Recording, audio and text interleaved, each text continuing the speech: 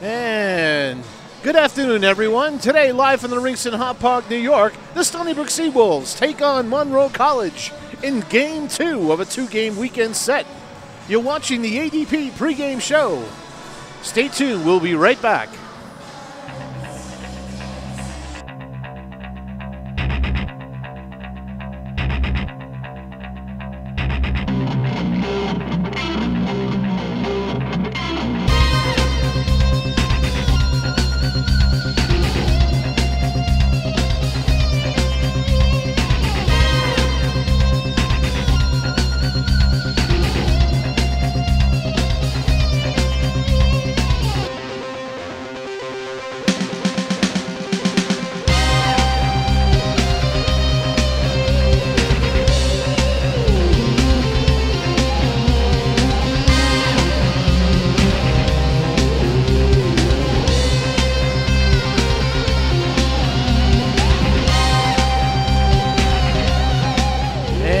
Seawolves Hockey Live, everyone. Andy Bignani here with Leo Leary.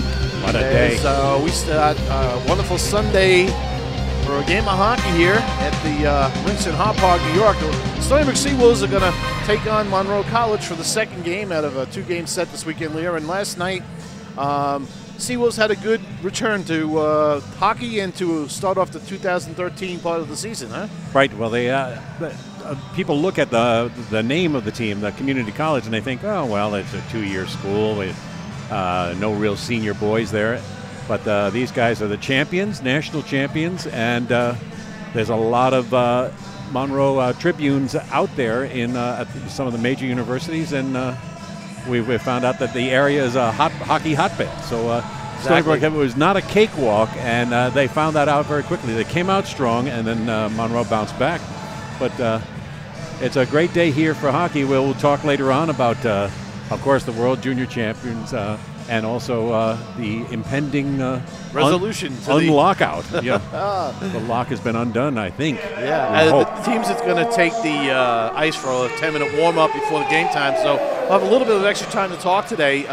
Some new faces in the lineup for the Seawolves today. We'll see a couple of guys that maybe we haven't seen all year. Number 20, Seward, who will be in the lineup today. We also have Haney in the lineup, a former player of the Monroe College team, as well as John Ambrose, who also played there. Wow. So it's interesting that they'll be playing against their old alma mater and see how that goes. Give them a little extra pep in their step, I think. I think so. You always try to kind of step it up a little bit when you're playing against a former team or a former coach or someone like that. Yeah, and Coach Chamberlain has been around for a long time. I think he's in his 8th or 9th year now. He's the winningest coach, obviously, in the Monroe system, and he's no slouch. And I found out he played for, let's see, he and his assistant coach were for a North Carolina semi-pro. They were in the IHL and the ACHL and the Flint Admirals. So they're no slouches either. They got pretty high up in the game. Yeah, and it shows in the coaching. Obviously they played a very disciplined game last night. The players came out, at least for the first period, very much an even game, 1-1 at the end of one, and then Stony Brook, because of their depth, they played 4 lines last night. Where Monroe College played 4 lines, but the line that got most of the heavy lifting was the Boyd, Pappas, and Turgeon line. Yeah, we were calling them their first and third line. And when we saw, in that game last night, just what kind of talent these 3 have. Pappas with the speed, Boyd with the shot, and Turgeon just with his presence. Yeah. That he's able to be in these situations that good hockey players naturally find themselves in. Not, just because they just know the game and their hockey acumen is so good. Right. Exactly. So let's talk a little bit about what we can look for today. Brandon Jones will be in net for the Seawolves. Nielsen will be in net for the Tributes. Right. All right, Tribunes. And then we'll see what the refereeing situation is as well. Chris Joseph will not be in the lineup today. Brooks won't be in the lineup today. I believe Amadeo will not be in the lineup today. and we'll see Billy Freely back. We'll see a new line on the fourth line today. Okay. We'll see Billy Freely with Gervasi, along with, if I'm not mistaken, but I have to go to my notes, folks. Sorry about that. It'll be Haney. Will be on that line. It'll be interesting to see how that works out. Again, Brooks has been scrappy. He's the guy who goes in and mucks it up in the corner. And now they got Haney out there playing on his behalf, and Billy Freely with his speed and Gervasi skill. It'll be interesting to see how that line does. Well, it's always amazed me. The fourth line throughout history has always been the scrappy, mucky kind of line, and maybe it's just that those guys are always the hungriest. But you think back on some of the old pro lines, those fourth line that came over, they'd always cause a bunch of mayhem, and then that first line would come out after they would draw the penalty. The fourth line would draw the penalty because they would play. And to draw an analogy real quickly, like the last couple of Stanley Cup finalists, winners and finalists have had strong fourth lines. Oh, definitely. And, not only fourth lines that could muck it up and do what you say, but could also score a goal or two, as well as frustrate the living daylights out of the other team's number one line. Right. So there's a very prideful thing about being a fourth line player. Right. Because you've got a young group of guys coming in, and you got some veteran guys that may not fly as well anymore, but have all that hockey acumen and all that integrity that can really bring it in that fourth line. And they want to impress the coach. Absolutely. And again, if you got four lines that can play and even score some goals, you help your team's depth, and you help your team's first and second lines get those breathers that they need. Right. Because they're also playing power play and penalty kills. Well, so, you mentioned that a bunch of guys are sitting today and the coach has his reasons for all of them. But I got a feeling in the locker room last night after the game, a couple of the players shared with me their honesty that they didn't play well, and they didn't maybe put the accelerator down all the time. And maybe that's because they were basically off ice for over a month, out of competition. I don't know. So we'll see what today if they step it up. Sometimes you need to get shook up a little bit. Absolutely. And another thing that's pretty important today is all about Angela's house. Oh, of course. All right, we got the Policastro family and their amazing story of turning, of course, a hardship into a positive. They had a lovely little daughter named Angela who had a number of problems physically, and she fought very hard. Unfortunately, she was called back to heaven shortly after her first birthday. But the Policastro family said, what was wrong here? And they found that there was not much care being offered to concerned parents like this in this same situation. So they started Angela's House. And luckily, the Seawolves have adopted the Policastro family's quest for making things a little better around here. And there is a fairly nice showing this afternoon here, early afternoon, from fans and children and parents from this group. You can tell. I walked past them.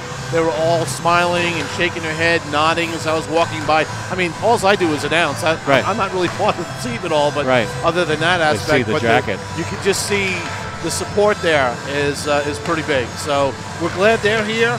We're glad we're helping to support that as well.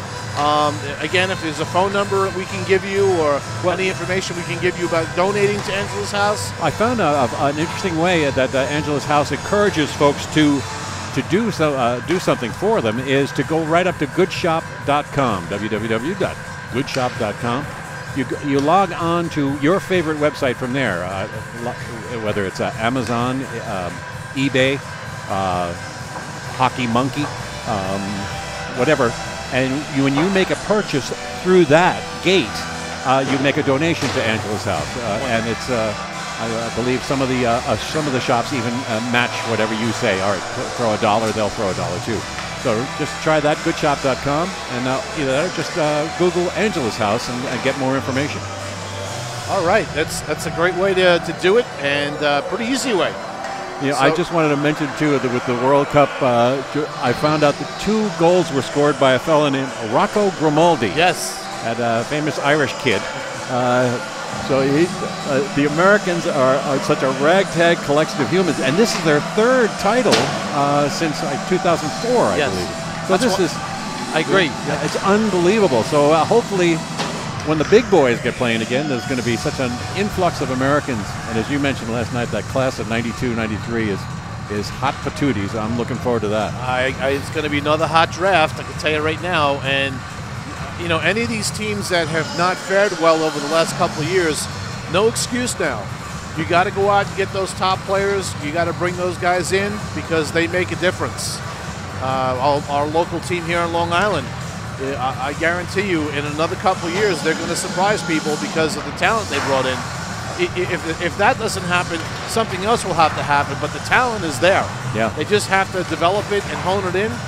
The Rangers have done the same thing. They've brought in a couple of really excellent players, you know, from the college ranks as well as the American Hockey League ranks, and you know, with the acquisition of Nash, will hopefully help them get to the next level as well. I completely forgot about that. So it's going to be interesting when they get back to playing. From what we understand, it's a 48, 50 game season. Okay, it's going to be shorter. You know, again, I'm not a big fan of seasons under an asterisk, but you know, we're going to get hockey back. Yeah. We're going to get hockey back, and I think at the end of the day, that's the most important thing for us as fans. Well, you know, we see the talent here between Stony Brook and the squads that come in from out of state. There's so much talented humans out there. So many talented humans out there. And even somebody like our producer here, they're gorgeous skaters. They can really play. It's amazing how there's just so many talented people out there. I love it. And they just keep coming in. You see, there's also a big Cub Scout day here, too. Yeah. And we have got a bunch of Cub Scouts Those walking Scouts. past us. Yeah, look at them. They're all excited. They're all going to go around the other side and get some seats, and they're going to I think they get to go to the locker room after the game today. That's awesome. That's fantastic. So very good work by the public relations group of Stony Brook to make this happen today. And, you know, it's excellent. It's excellent. We're glad they're here. And we're gonna be cutting away soon. There's a couple of seconds left in the warm-up. They'll come back and cut the ice, and then what we'll wind up doing is doing a little pregame lineups. Referees will drop the puck. We'll get the game going. And again, we appreciate everybody who's watching. I think we have a signal today, so perhaps we have more people viewing today than last night. So stick around. You're watching Seawolves Hockey Live. We'll be right back.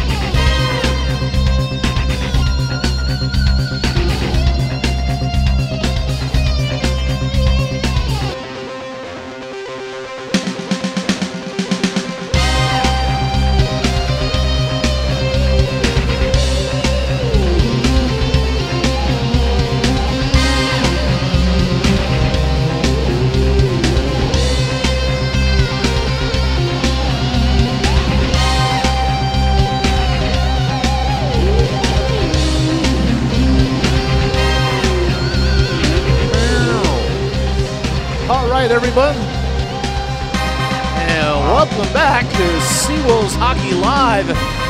Rock out with that great little intro tune. Yeah. All right. Right. Dancing up here. There's not much room to dance though today. Yeah. All right. All right. So we're about 3 minutes away for the teams to get back on the ice here before we start the game and do all those things. So we'll talk about the starting lineups for today. You know, I got the honor to do the Stony Brook Seawolves today. Alrighty. And I spoke with Bob Paulo Castro just 2 seconds ago before we came on the air, and he's overjoyed at this crowd. I mean, I mentioned that there's no room to dance up here. The place is packed, and just reminded everyone it's angelashouse.org is probably the best way to get over there. So blessings on the Castro family, everybody. And we have a bunch of invited guests who are taking the ice right now. I offered to put some of my credit cards in the spokes of one of the wheelchairs to get a little motor going there. And the guy whipped out a cell phone, and he had a sound effect of a motor on it. So I guess that's the 21st century version of putting baseball cards in spokes. That's great. That's got to be a thrill for that little kid. These little guys out there, Rocky out there pushing the kid around. You can see the excitement on his face. Look at his smile. He's having a blast. That's great. Well, let's do the intros while we maybe get a couple of shots of these characters. Oh, and underneath the rink arena announcer, starting for Stony Brook is we have Kevin Barry, number 5, and Pat Foster, number 7 on D. That's those are our walls of defense there. Up forward we have Ryan Kotkamp flying number 13, and Mike Casciati and Dan Casano. All 3 of those guys were flying last night. So I think maybe the coach said, you know what, you guys, you're kicking it off. And in goal tonight, this afternoon, we have Brendan Jones. All right. Number 39. So that's our starting Seawolves lineup. Alrighty. For the Monroe College Tribunes, they'll have number 3, Tim Young on defense, and number 55, Devin Kuhn on defense. They'll start with their number 1 line, number 10, John Pappas, number 21, Mike Boyd, and number 22, Dan Turgeon. They will be the starting lineup. And we're announcing the children. Center and wingers. Jake's going to probably cover defense for us. All righty. There they are.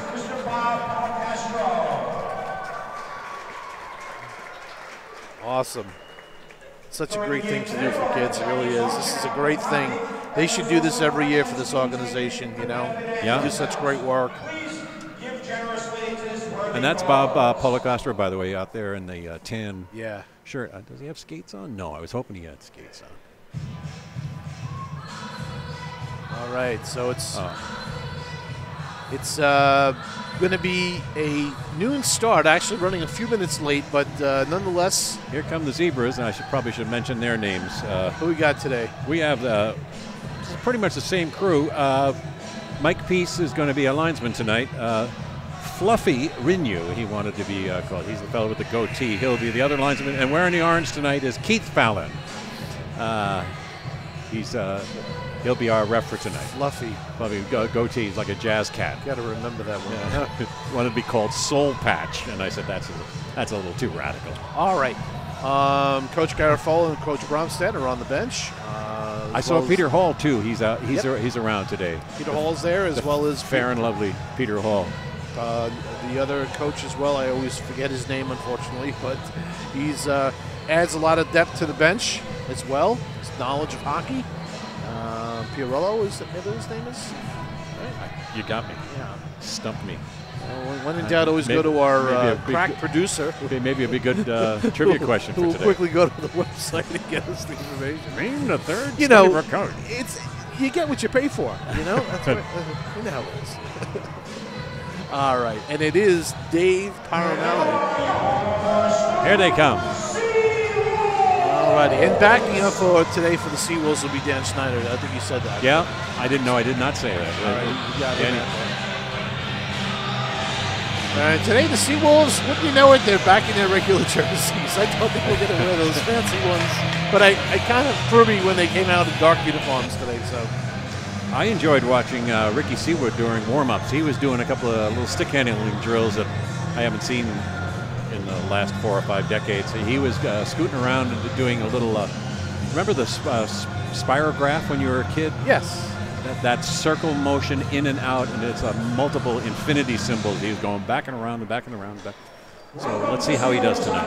Today's game between visiting Monroe and your Seawolves.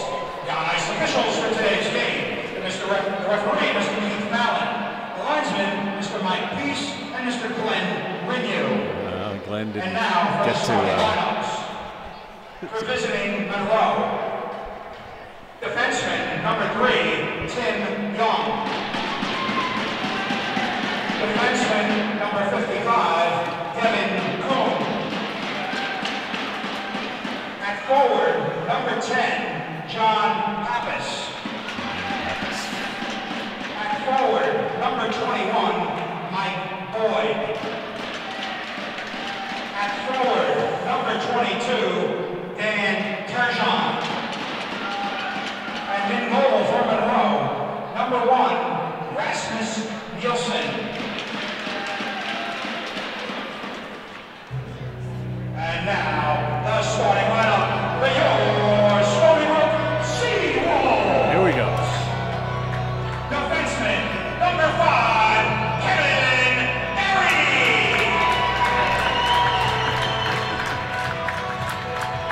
Defenseman, number 7, Pat Foster.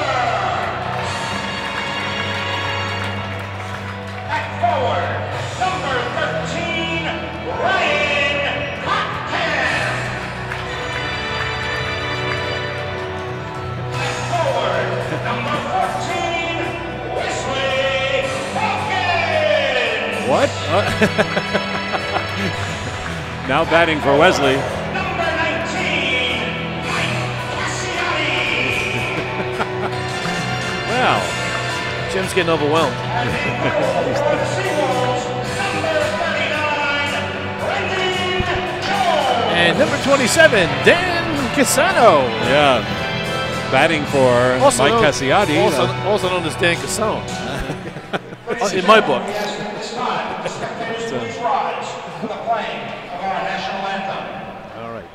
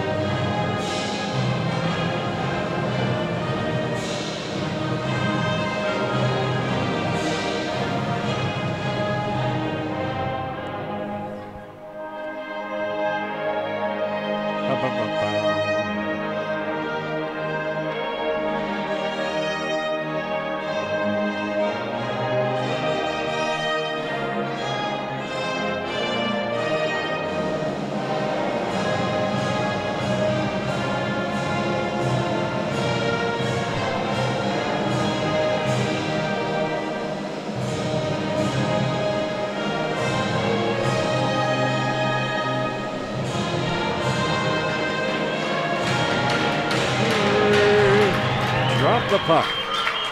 Play ball. Ladies and gentlemen, at this time, we ask that you direct your attention to the center ice area where a ceremonial puck drop will take place. Please welcome the director of Angela's House, Mr. Bob Papacastro.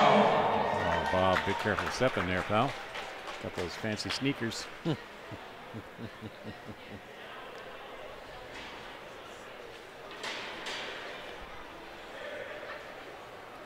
Photographer's moving a little slower today, thank goodness. Yeah. I think he realized that the ice is slippery. All right. New ice is. We got everybody's got a puck, which is great, I think. Yep. And we got Captain Dan Casano out there against number 27, Dan Going, who was there yesterday. Pair of 27s. Absolutely. Oh, there's the puck holy drops. mackerel.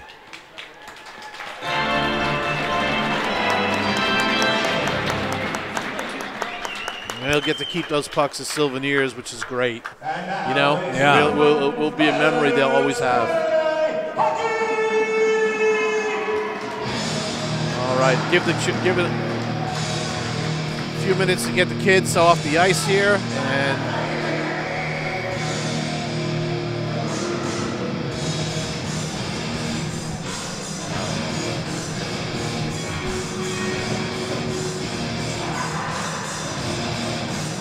all right, Fantastic. Jim's rocking it. The Monroe Tribunes in their dark sweaters today, and Stony Brook Seawolves in their 21st century white SB uniform. All right, Jimmy Fallon getting ready to drop the puck.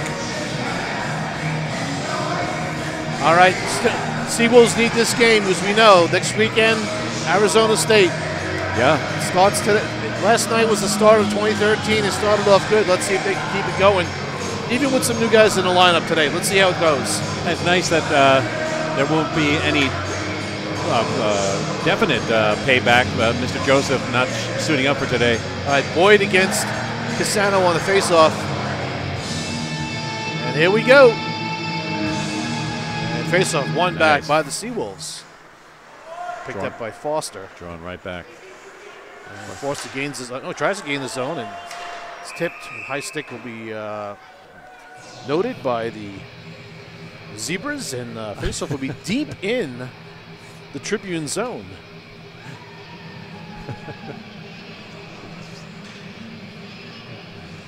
And it'll be to the left of Nilsson. Sano and Boyd will do it again, and this time picked up by the Tribunes. Now Young behind the net controls it, chased down by Cassiati. He's going up to Turgeon. Turgeon across rink ice pass, nice pass across to Kuhn. Kuhn breaking in, and Kuhn with a shot high, deflected into the glass all the way around, and picked up by Cassano trying to get out. He's dumped. Kotkamp trying to find it, and working hard is here is this number one line that's coming really hard on the Seawolves here. This is Cassano now with a touch pass to Kotkamp. Nice little touch pass. Kotkamp in, dumps, and they'll go for a change as Cassiati chases down against Young and picks it up. Here's to Holy what a tic-tac-toe play! What a play there!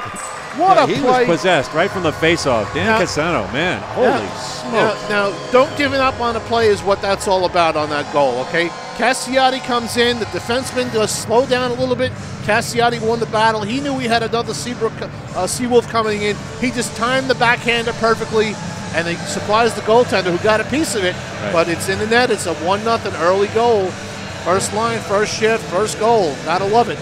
Dan Cassano gesturing to the ref to drop that puck right from the face-off, and he won it back to his defenseman. All right. And he didn't stop for that whole shift. All right, Dureski.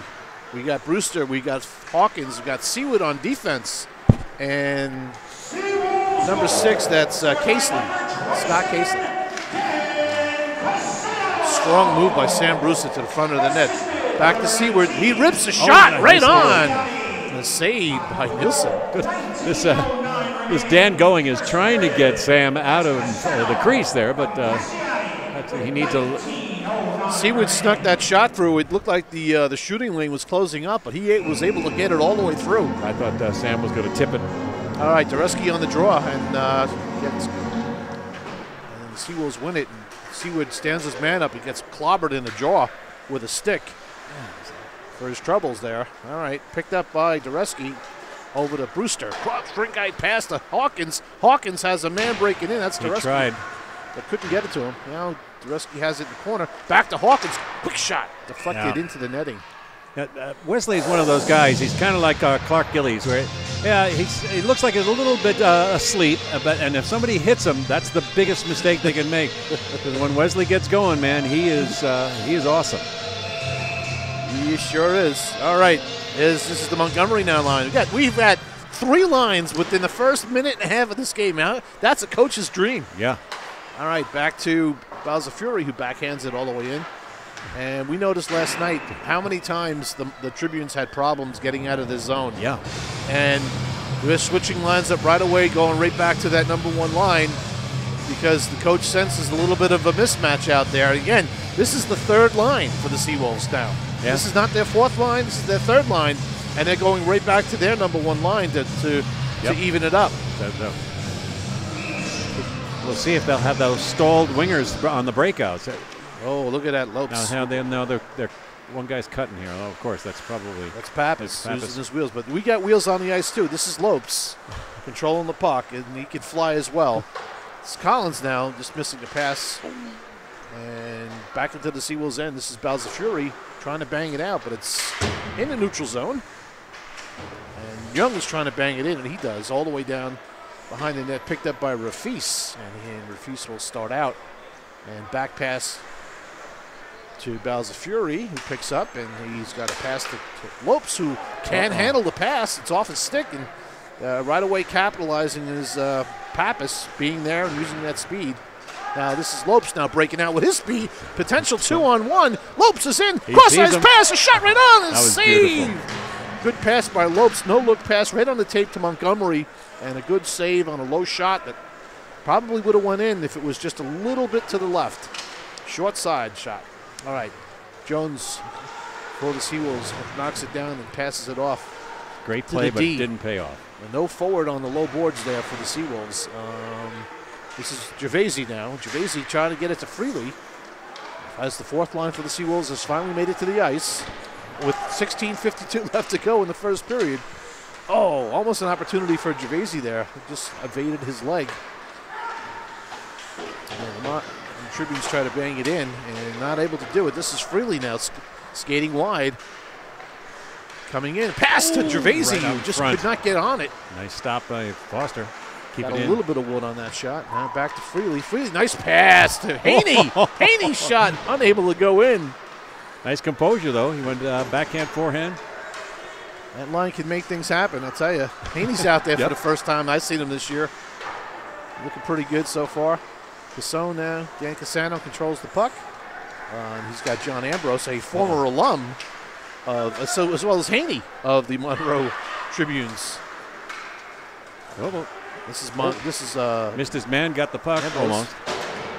Skating around there. Banging. Big hit there. Ambrose skates up with the puck. Trying to get it around Kipner. Can't do it, but picked up by number 11. That's Underhill. That's your. Not to be confused with Over and Underhill. And Brandon Jones controls the puck. And big hit there on Seward by Kipner. Uses his size, just shouldering him right off the puck. Young now for the Tribunes fires it in, and now it's back out to the neutral zone. Dan Cassano carrying in. 2-on-1. Oh, somebody was offside. Skinny line there. Shucks. I'm looking at Jonesy's pads here. He's got those fancy red pads, but with the white inserts. A little confusing to those of us with bad eyesight when shooting. When there's a flat on the ice, it looks like there's an opening, and when you're coming down, he's got them together. It looks like a nice big 5-hole.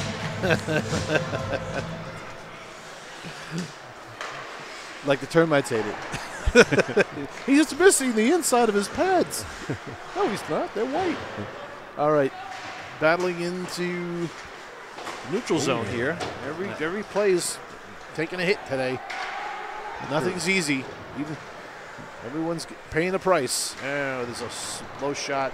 Missed the net. Bowser Fury bangs off his check there. And right to the net. Turning and hitting the crossbar. Whoa, shot high and wide. This line for the Tribunes is putting on some good pressure here. And that play was out of the zone. Yep, they got it. So that will come out. That line has done a good job, exceptional job. That was...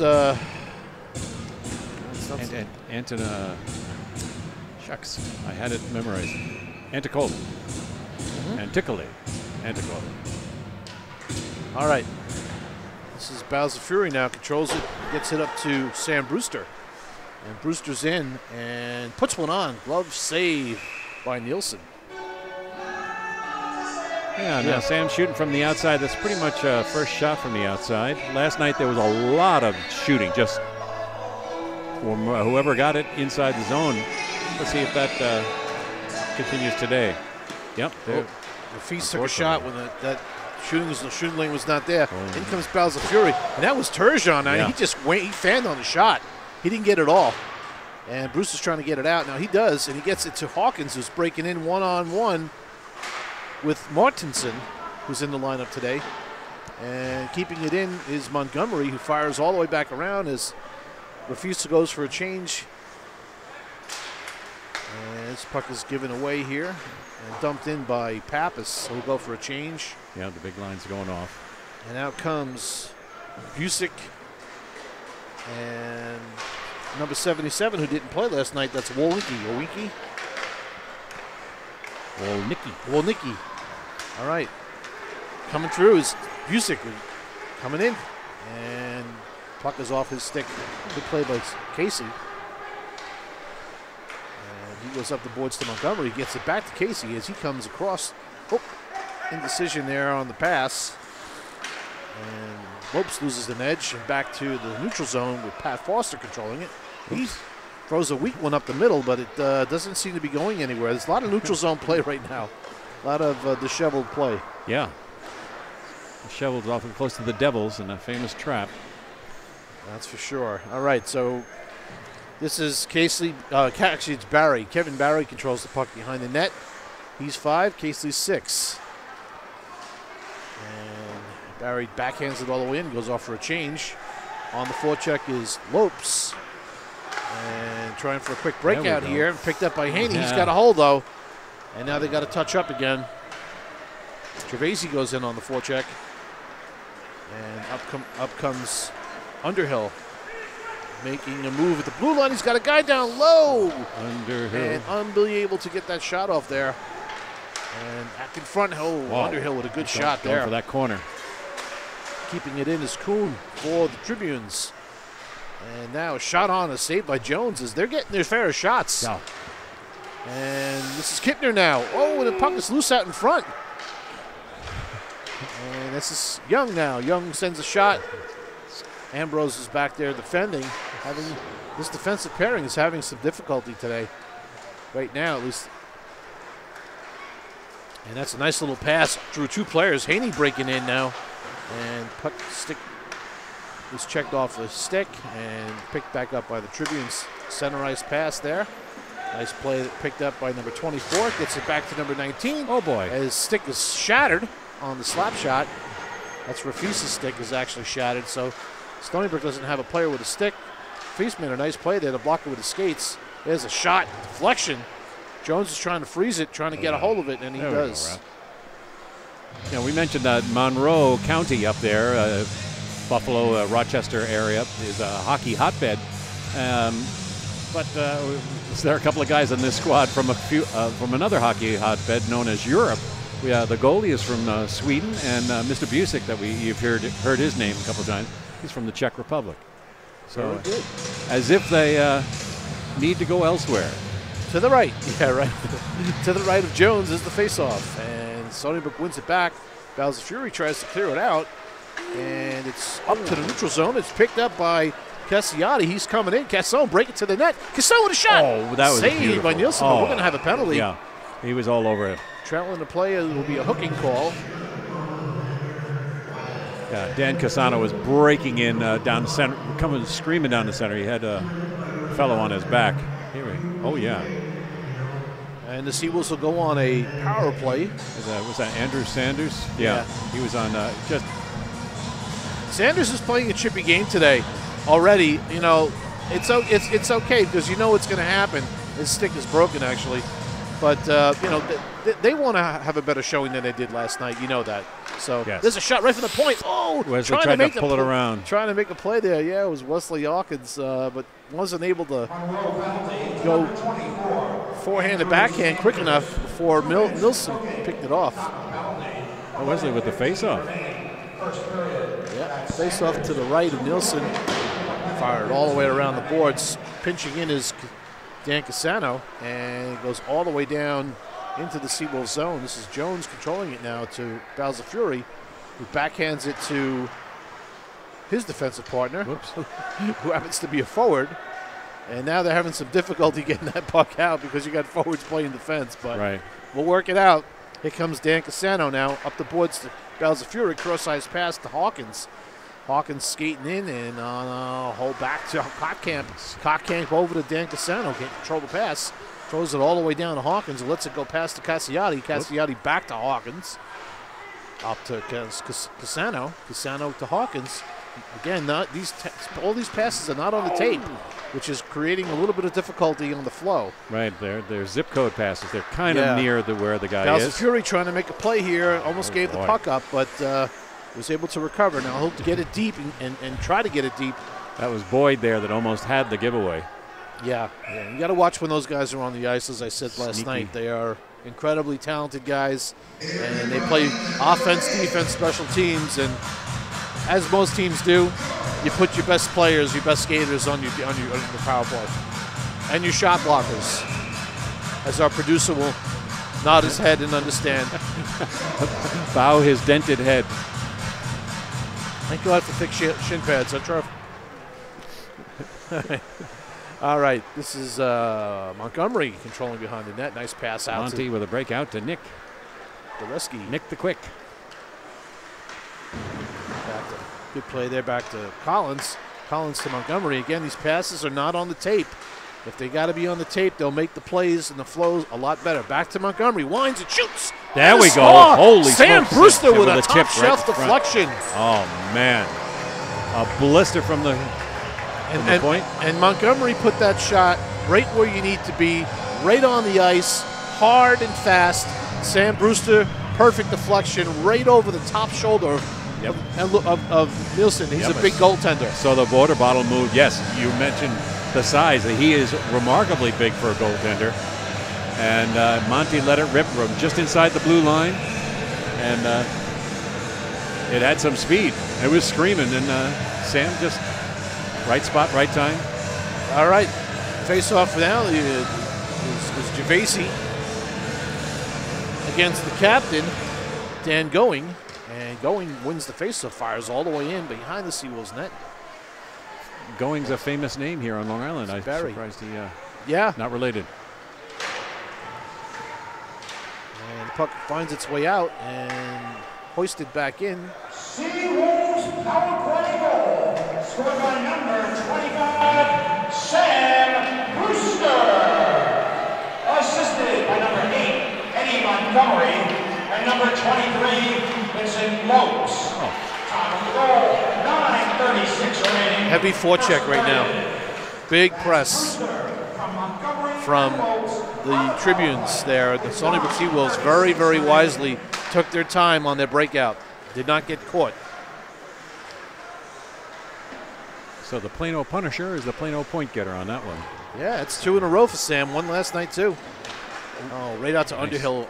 Just missed it. Not on the tape where he could make the best shot possible, but still, nonetheless. Oh, giveaway here. We go. And here comes number 12. That's Cameron Randall. Oh, just ducked a check there. Holy smokes. Kipner now to the net. He backs it to Cameron Randall, and Randall took a shot. Had Jones leaning the other way, but no harm, no foul. This is Cassiotti skating in now, and he's got help. He's coming in with numbers. Oh, trying to get over to Dan Casano. Back to the point to Seward, who lets one rip, and it goes wide. Kottkamp on the loose puck and back out to the neutral zone. Recovered by Seward, who throws a quick one right back in. Good play there by the defenseman there, and trying to catch the Tribunes on a change. Dan Casano just fired one in. Seawolves are also going for a change as well. This is picked up by Sam Brewster. Dumped before getting to the bench was Dan Casano, who throws his hands up in the air like, hey, what's the guy got to do to get off the ice? And this is Brewster now. Brewster's using his size today. You can see it. He's really motivated. Back to Seward. Seward rips another one. Seward's just shooting. Hey, I haven't been on the ice in how long. I'm just going to shoot the puck today.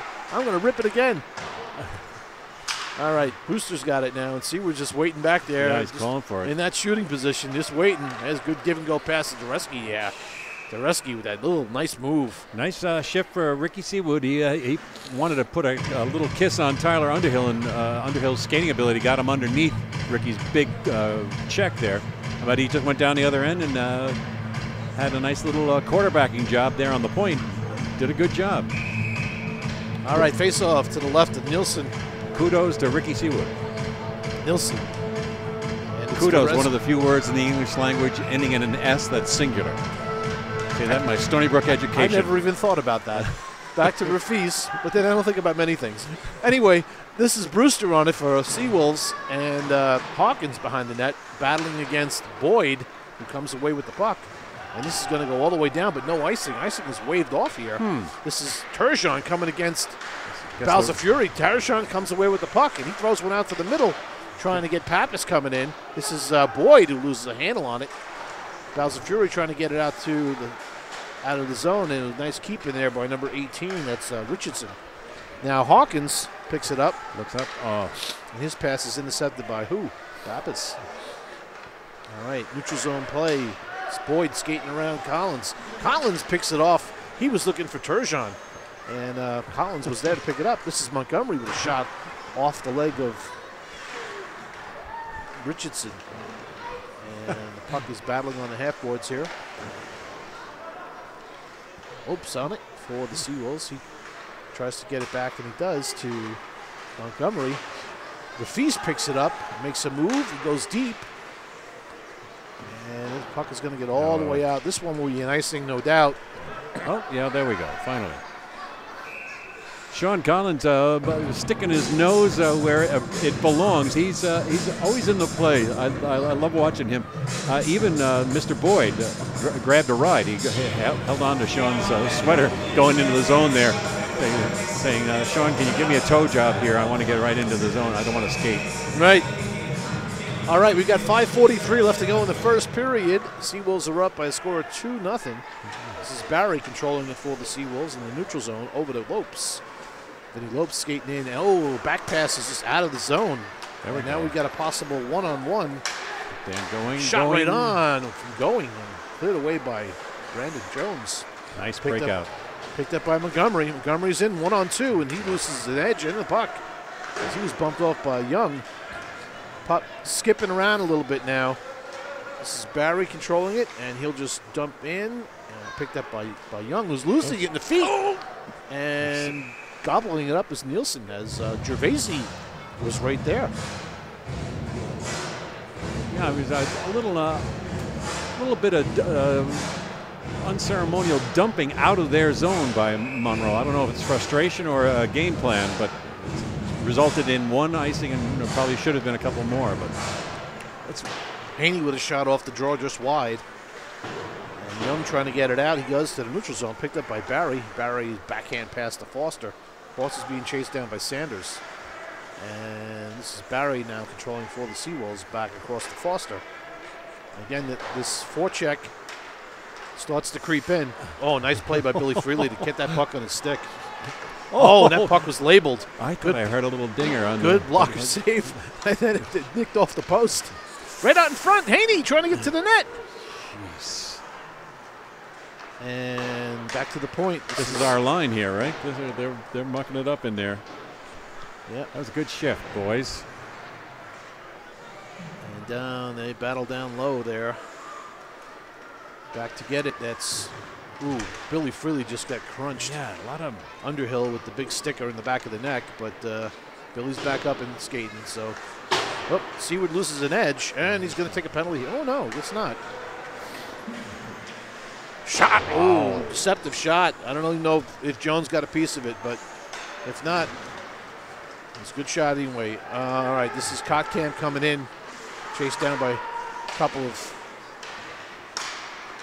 Tribunes. Now, this is Seward stepping into the play from a defensive position. Ambrose. Seward is a forward by trade, I believe. I don't think he's really a defenseman. But, okay. But he's helping out on defense today. And he played some high school here on Long Island. I remember him playing for one of the high school teams as a forward. I don't think he was a defenseman. It's listed in the program as a forward, but yeah. All right. Well, maybe I was wrong. No, yeah, but they got him on D. Yeah, I think because of the two defensemen that are sitting today. All right, neutral zone play. And puck is loose and picked up there by number 19. That's Lehman. Lehman trying to get around. Almost did. Good play there by Kottkamp. Playing a little D. Yeah. See some scary numbers out there now. I see 21. And yep, and you got to watch because every once in a while they stretch a player out. This is picked up in front here. Oh, nice turnaround play there, but almost doesn't count. Yeah. Sam Brewster now trying to battle in deep, and he's got control. Sam's made a couple of real big rushes to the net today. He did last night, too, using his size, and I like that. A big player should be taking plays to the net. Use that size and, create that opportunity. Your goaltender's got to play the puck and the body. That's a big combination. That's when the other forwards can come in and get one of them dirty goals, Nick Face off to the right of Nilsson.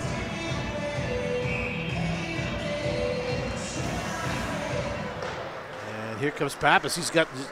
I thought he was going to try to blow by Balzafury, but he just decided to dump it in. He had his wheels moving and he pulled up. All right, this is Turgeon with a shot down low and saved by Jones. Back to the point. This is Boyd. Instead of shooting, he passes. That wasn't Boyd, I'm sorry. That was number 20. That was Wheelert. Wheelert sent it over to Boyd. Yeah. And if you know about 2021 Boyd's shot, that was a good, wise move. Yeah, you got a penalty. Cross-check the penalty on the Seawolves. Jimmy Rafis sit for 2. So we'll see what the Seawolves can do. A man down. A Seawolf down. And they'll remember the very first power play that the Tribunes had last night. They scored. Yep. And that line is out there right now that did the scoring. So, all right, this is Barry sending it out and picked up by Lopes. Lopes trying to get around, and it was taken down by Boyd. Dirty Boyd. This is Collins now controlling it for the Seawolves. Doing a good job carrying it behind the net, protecting that puck. Back up to the neutral zone, but I think he was trying to get it to one of his guys. Yeah. All right, this is Underhill now carrying in. This is the new line out there. Goings out there, Kipner's out there for the Tribunes. This is Underhill with the puck, and nobody covering the points. Wow, that's a shot for the point, and all the way down into the corner. It's Collins controlling it, trying to control the play at the top. And it's out. This is Lopes, and his stick is slashed. Man. And Lopes is not happy with that play, but no. But I mean, the penalty was already called. I don't know why Lopes had to go after him. Because those sticks are expensive. That's yeah, they are expensive. But the bottom line is you gotta you don't do that, and that's Vinny's probably saying, "That's my lucky stick, doggone it! Why'd you do that?"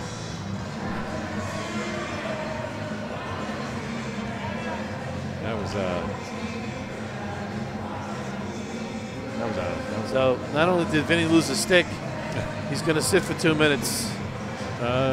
Uncharacteristic, aggressive Swede there, Daniel Martinson. Taking a couple of swipes with the stick.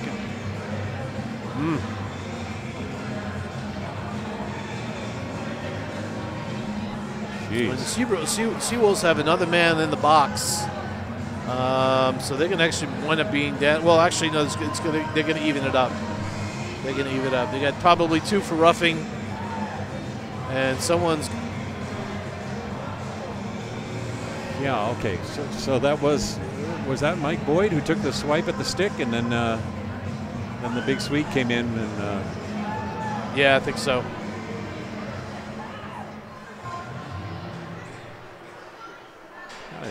Take this opportunity to tease the fact that we have a similar trivia question in the second period today. Last night we had Giants of the NHL, and today we have Giants of industry, comedy, and music.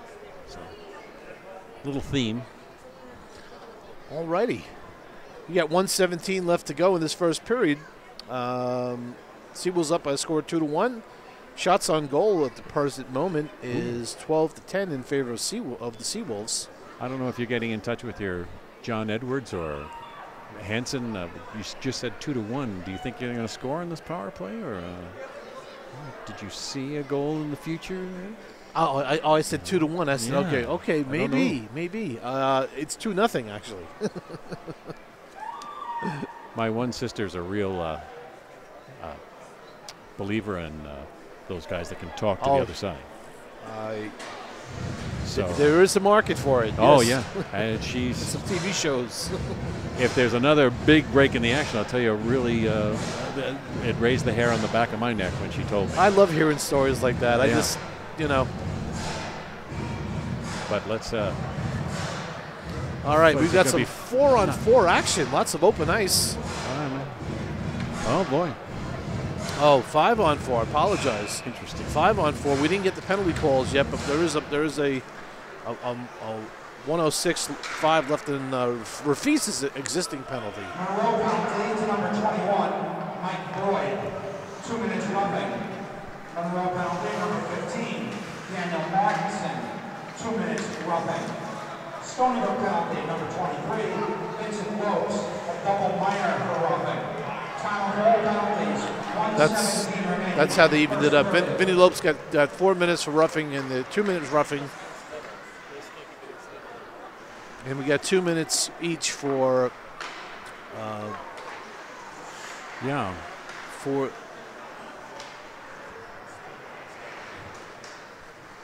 all right. This is the captain, Dan Going, carrying out, and he tries to get it to 77 Wonicky, and it was past him and back inside the Tribune zone. We're under a minute, under 20 seconds left to go in the first period, and Rafis's penalty will end just about now, and will be evened up. Again, we don't know why there are. Oh boy. Penalties were considered to be offsetting penalties, but yeah, we got seems to be some confusion as to how the referees made the call there, so we'll try to get to the details of it. But meanwhile, both teams will be down a man for 4 minutes.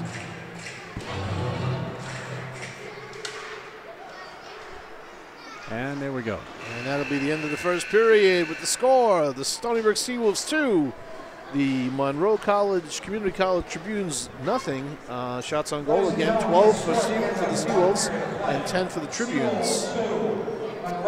We have 2 goal scorers in that first period. Sam Brewster was 1, and who was the second? Actually, Sam was the second one. Right. The first goal was scored by who? Was it Dan This is a Cassano? trivia question. Yeah. A short-term memory loss. Got to increase our ginkgo whatever. Who is it? Was it Cassano? He was. Yeah. He was flying. Dan Cassano. If not, he deserves it. All righty. You're watching Seawolves Hockey Live. We'll be back for the start of the second period. Stick around, and we'll see you soon.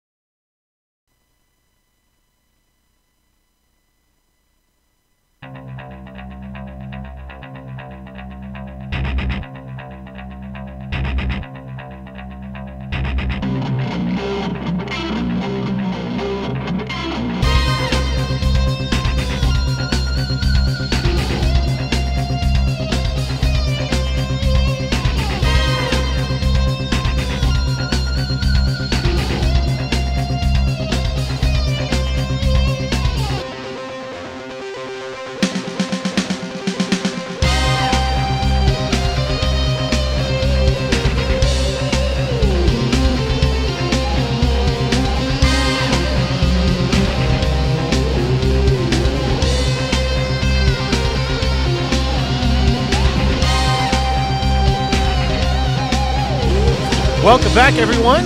As we get ready to start period 2, Stony Brook Seawolves against the Monroe Community College Tribunes. The Seawolves presently hold a 2-0 lead. Shots on goal for the Seawolves were 12, and shots on goal for Monroe was 10. Kind of like last night's game. First period, kind of even in a way. Only difference is the score. Yeah, you know, I know it's a sports cliche, but a few bounces the other way, and Monroe is in this game even more than they are right now. Yeah. I double-checked between periods. Yes, it was Cassano from Cassiati on the first goal. Right, that was a pretty goal, I think we said, too. So I totally forgot it, but we did. Hey, I think our brains work better after 5 p.m. most of the time, if you're calling a game. But You know, and one thing we always overlook are the giving a little tip of the helmet to the Ice Girls. We mentioned them by their squad tonight, but we didn't mention their names. And that's Erin, Natalie, and Emily. Our normal 3 Ice Girls who do a superb job. So I wanted to give them just a little mention. Awesome. Just in case their moms and dads are watching at home. Alrighty. And we'll see. I spoke to Vinny Lopes between periods also, and I said, Vinny, man, you were really hot under the collar there. What was it? Because the stick was so expensive that the guy he goes, it's brand new. Oh, it was a newbie. So, well, if it scored you a couple of goals, I can understand it. But maybe if it hadn't done anything for you lately, it's only another piece of carbon. Right. Had it been wood, it'd still be with you. And those of you who are old timers, even older than us, those new sticks are very expensive. More than your first car, that's for sure. They do make the shots go faster, and that's why the guys like them, and they are lighter. So. Oh, much, much lighter. All right, Dan Casano, Cassiotti, and Kotkamp against number 28. That's, again, we'll get that right in a second there for you. And Vinny did say it was all... Shot right on by Dan Casano. Good save by Nielsen. Said it was all carbon fiber. It was no human. He was not touched in the slash. All right. Oh, and Sanders loses an edge there, skating out, and picking it up in the neutral zone is Seward, who fires all the way in, just wide of Nielsen. Actually got a glove on it. And back up the boards, thrown back in by Dan Casano. Picked up by Kiffin, and over to... Well, just clears the I-beams. Did he go over the sprinkler system? Underhill trying to get it through. Was able to get it past Barry, but now Seward. Okay, Seward with a trying nice to get a nifty touch stick pass. cannon. The icing will be waved off here. Dan Casano's dumped heavily into the boards there. Shoulder check. Passes almost through. Oh, that's offsides. Yep, he tried. Goodness, he was dragging his foot. Nice play there. Again, we talked about Andrew Sanders. He's come to play today. Yeah, from all the way from California. Bakersfield.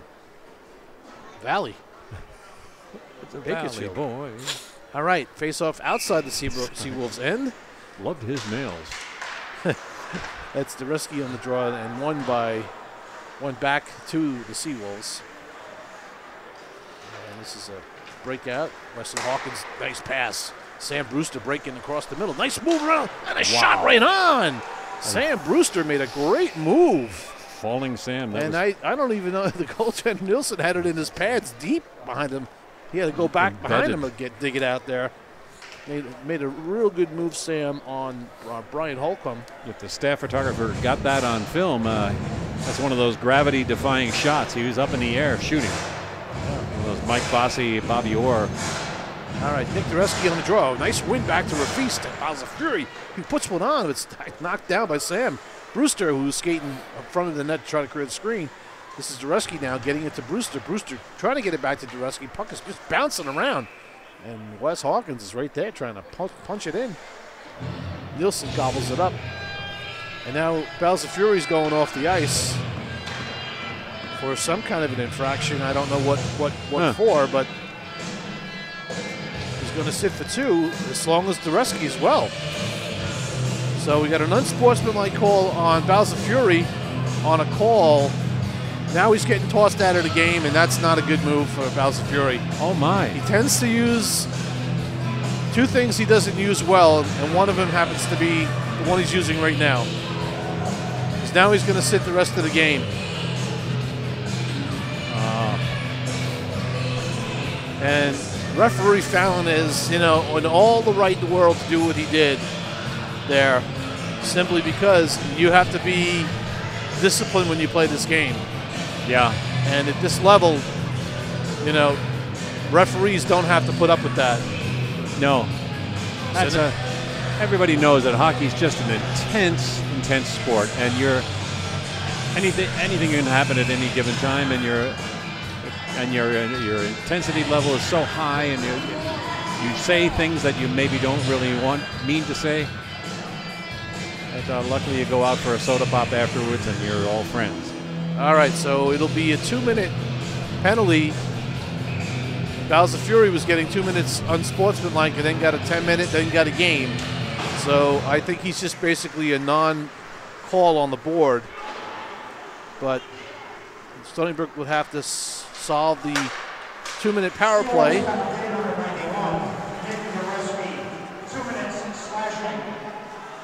Seawolves penalty number 3, Andrew Bowser Fury.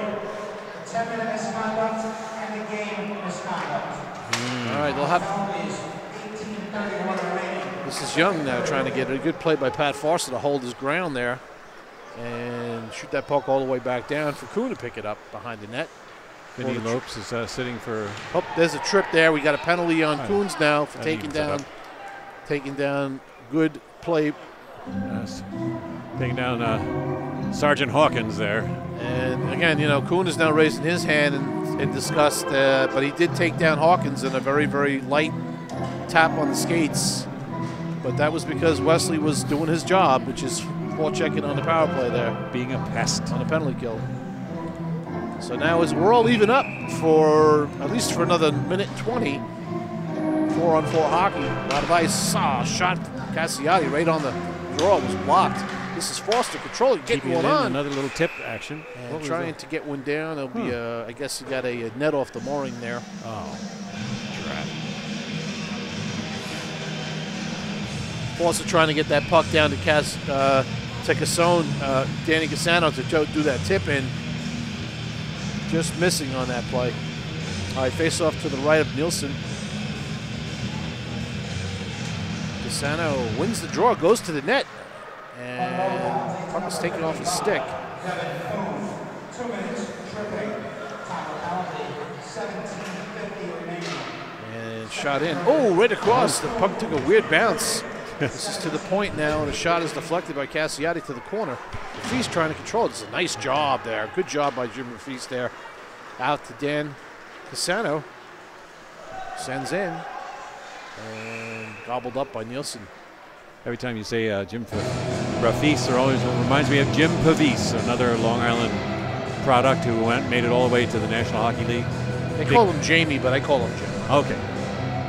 Maybe another classic success story here in the Long Island hockey program.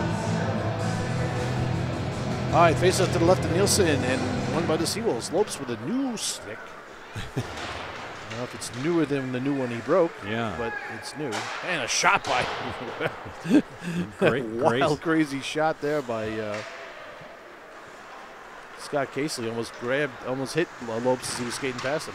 All right, this is Turgeon now controlling the puck, trying to take that shot at a weird angle. Yeah. And almost got it through. Jones was in good position there, able to get that puck off his pad. Turgeon now controls the puck in the neutral zone over to Young. And Young breaking in. Young looking, trying to find Turgeon on the back door. Turgeon loses a wheel there. Turgeon was just born for this 4-on-4 stuff. Yeah. Fills the space quite nicely. He does a good job on the back check there. And now here comes Turgeon coming in on Ambrose. Buddy Boyd. Ambrose does get a stick on it to deflect it into the netting. Boyd saw that play developing and he knew he had Turgeon screaming in on the left wing and just gave him a little backhand, let him go. 16:19 left to go in the second period. We're watching the Stony Brook Seawolves and the Monroe College Tribunes. I mentioned yesterday that they average 9 days a year over 90 degrees. They average 134 days below freezing. So that's a cold part of the world up there. Yeah. I think we. And there are a fair amount of folks that love it. You know, they like the cold weather. Yep. You know, and they enjoy it. They like the snow. They like the. They're called in-laws. Yeah. Whack jobs, but they're good people. And my wife used to go to school, and the nuns would decide, well, if it's 30 below, you can go outside. Anything lower than that, just indoor recess. All right. He was trying to get the puck in deep, and we've got 13 seconds left to go on the penalty for Monroe, so the Seawolves have a very short power play left. Controlling it is Dan Cassano. Up to Cassiati. He's being chased down by Pappas.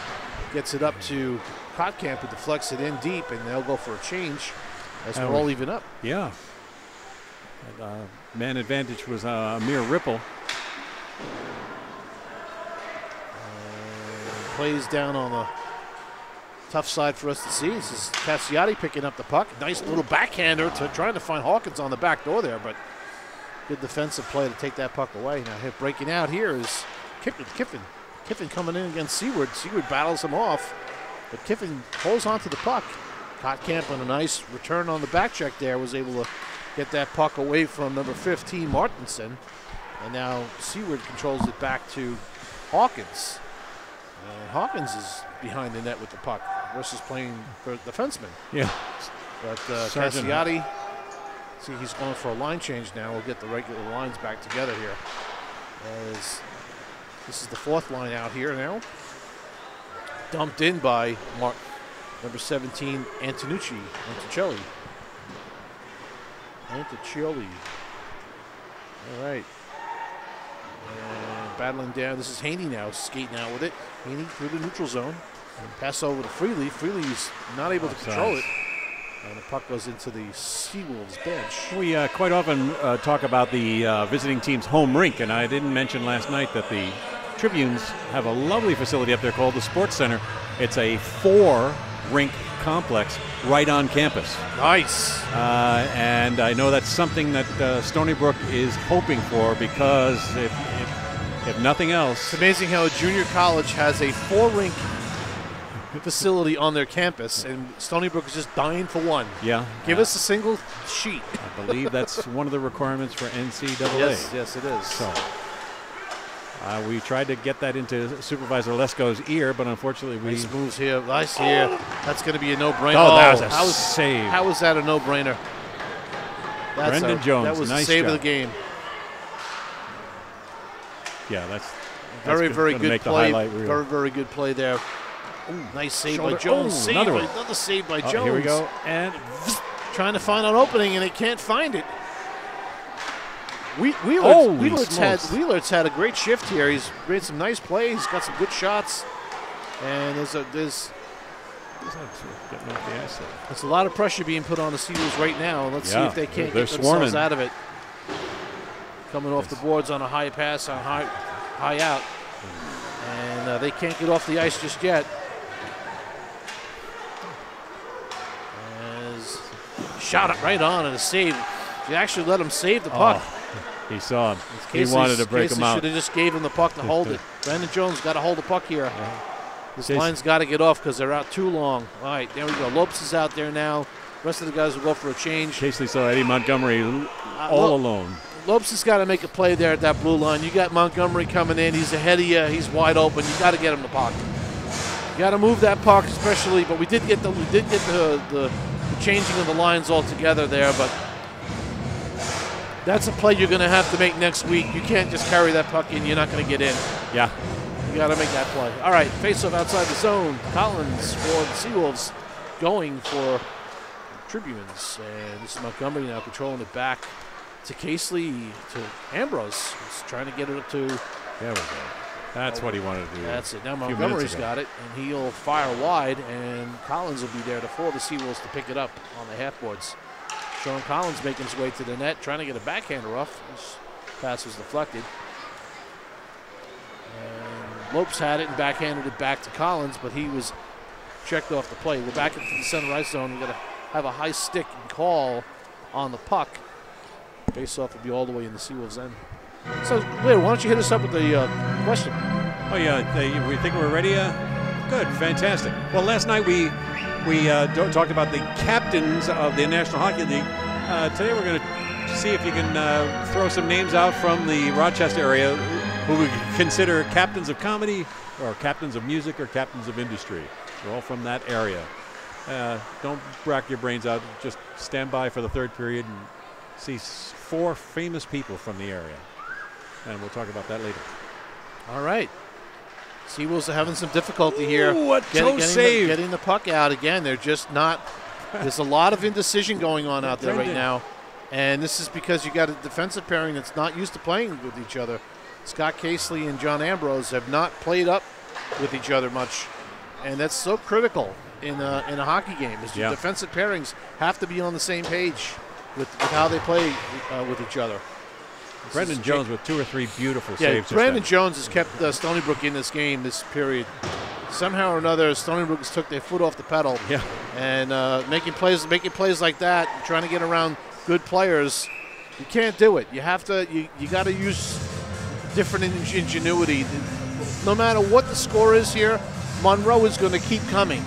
Yeah. Because that's why they won a championship last year. They never gave up. And that's why they have a 9-2 record this year. And people say, well, they wonder why. It's because they don't give up. Back to the point, the shot right on, and a good save there. And I don't even know if it got to the net. Oh, boy. Deflection in front there. And Jones, again, in position, was able to deflect it wide.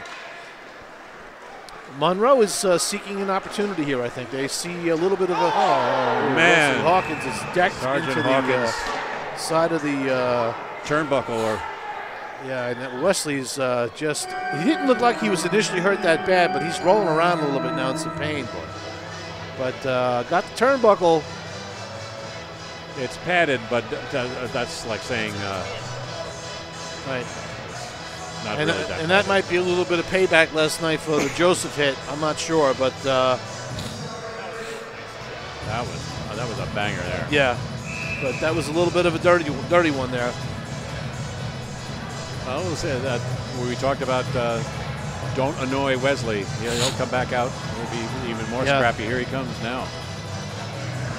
He's fired up.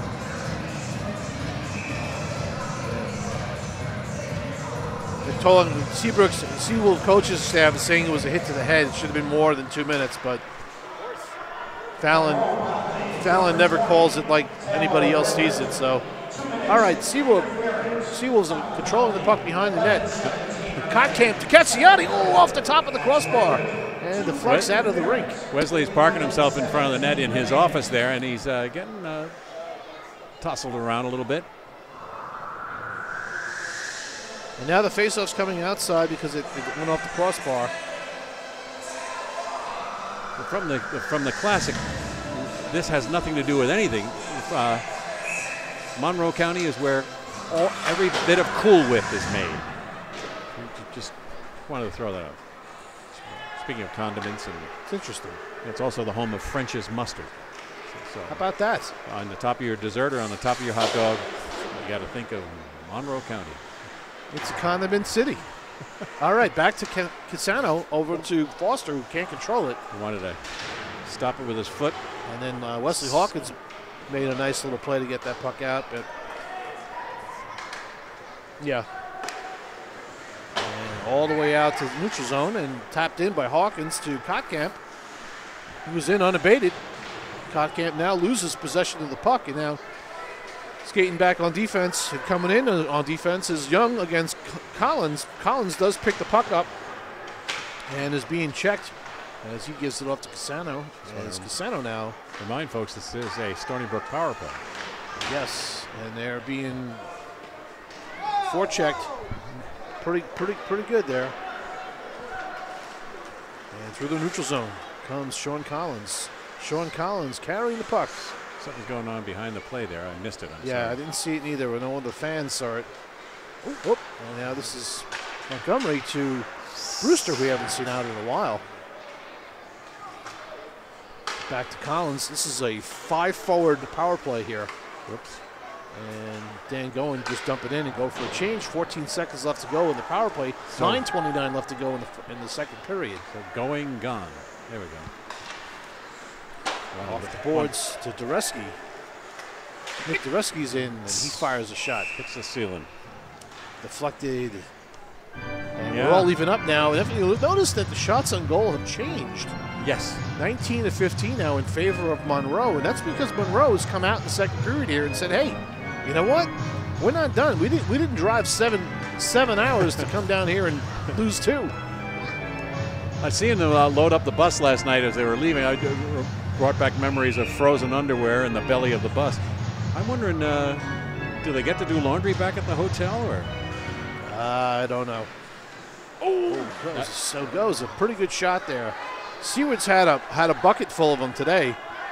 Any one of them could have went in, but just good saves by the goalie on him.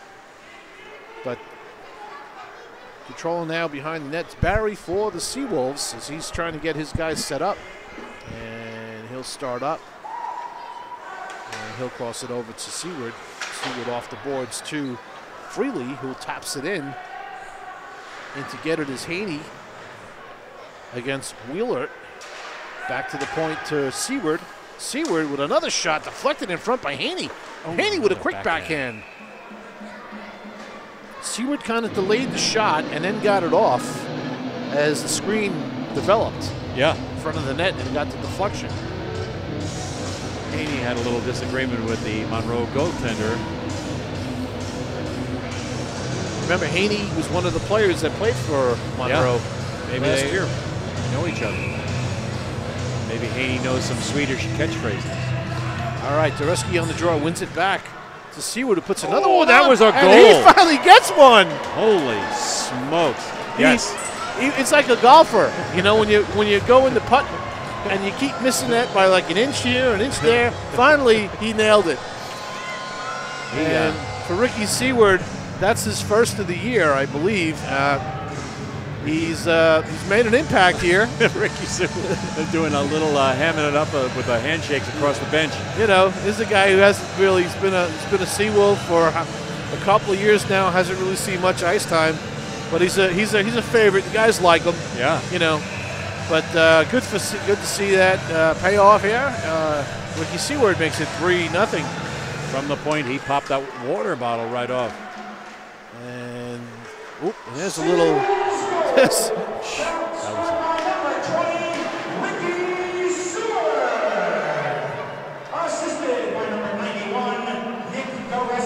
Let's see if the freshman and sophomore guys get chippy. Almost Sam Brewster almost bought another one there. Yeah. And Dureski now controls it up to Brewster. Brewster loses it. Seward trying to keep it in. Oh, it crossed over the blue line. The referee was Fat right line. there. All righty. Thick line on that side. Thank God I wear glasses. Anyway, in the corner, Hawkins is trying to keep it together there, and coming out with it now is the Tribunes. Shot right on, saved by Jones. He'll reel it in and put it under the glove. Captain Going putting a two-hander across. I don't think it was Wesley's back there. I think it was Sam Brewster. But I like the fact that Wesley went right over to Ricky Seward, smiling and grinning. I don't know if they grabbed the puck or not, but nice to see that spirit. All right, face-off to the right of Jones. They're going to need it next week. 7:31 left to go in the second.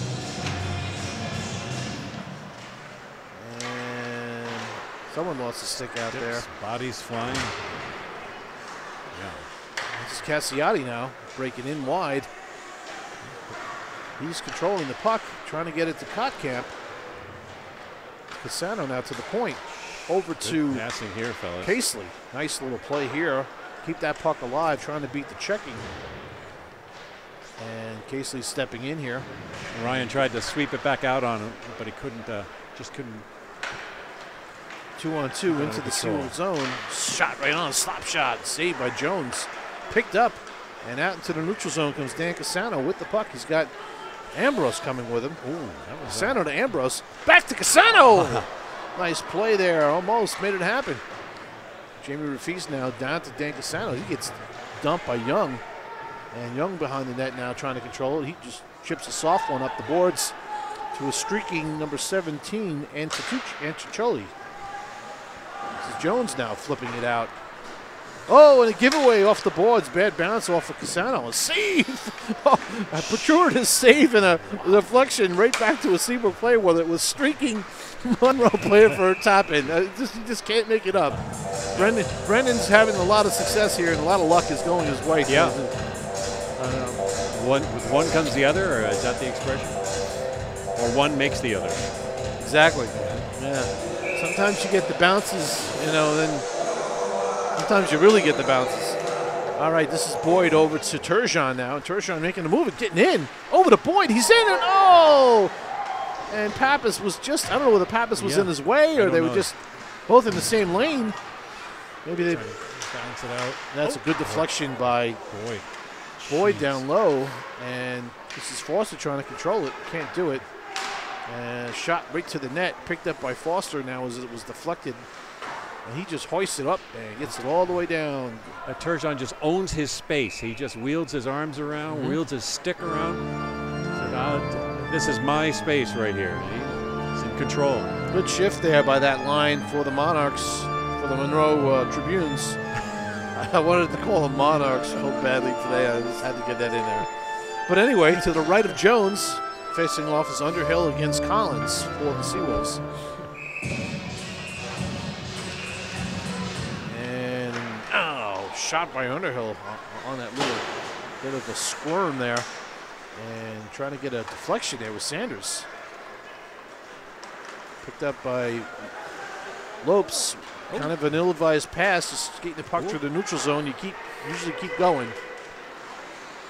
And now this is Kotkin. No, this is actually Rafis who got hooked. Foster now trying to get it out. Can't get it past the neutral zone. And they can't get off the ice, and you can see it now. Foster he's just really out of gas. And they need to get these guys off the ice here. When in doubt, get it back to your goaltender. Let him make the save, get the whistle, and get the change. All right, hold that puck. There you go. Yeah. You can see the guys turning and skating right to the bench. The defense is wearing down. Remember, the Bowser Fury is not in the lineup anymore. He got thrown out of the game, so defensively they are struggling. And there is somebody also sitting on the side there. I'm not sure whether or not they're in the game or they're just the bench isn't long enough for these guys, but there are two players over to the right-hand side. Yeah, one of them is Vinny Lopes, I know. Yeah. And battered out into the neutral zone. There seems to be a lot of play in the Seawolves end these last few minutes. And it's about the forecheck, and their forecheck is coming hard and fast.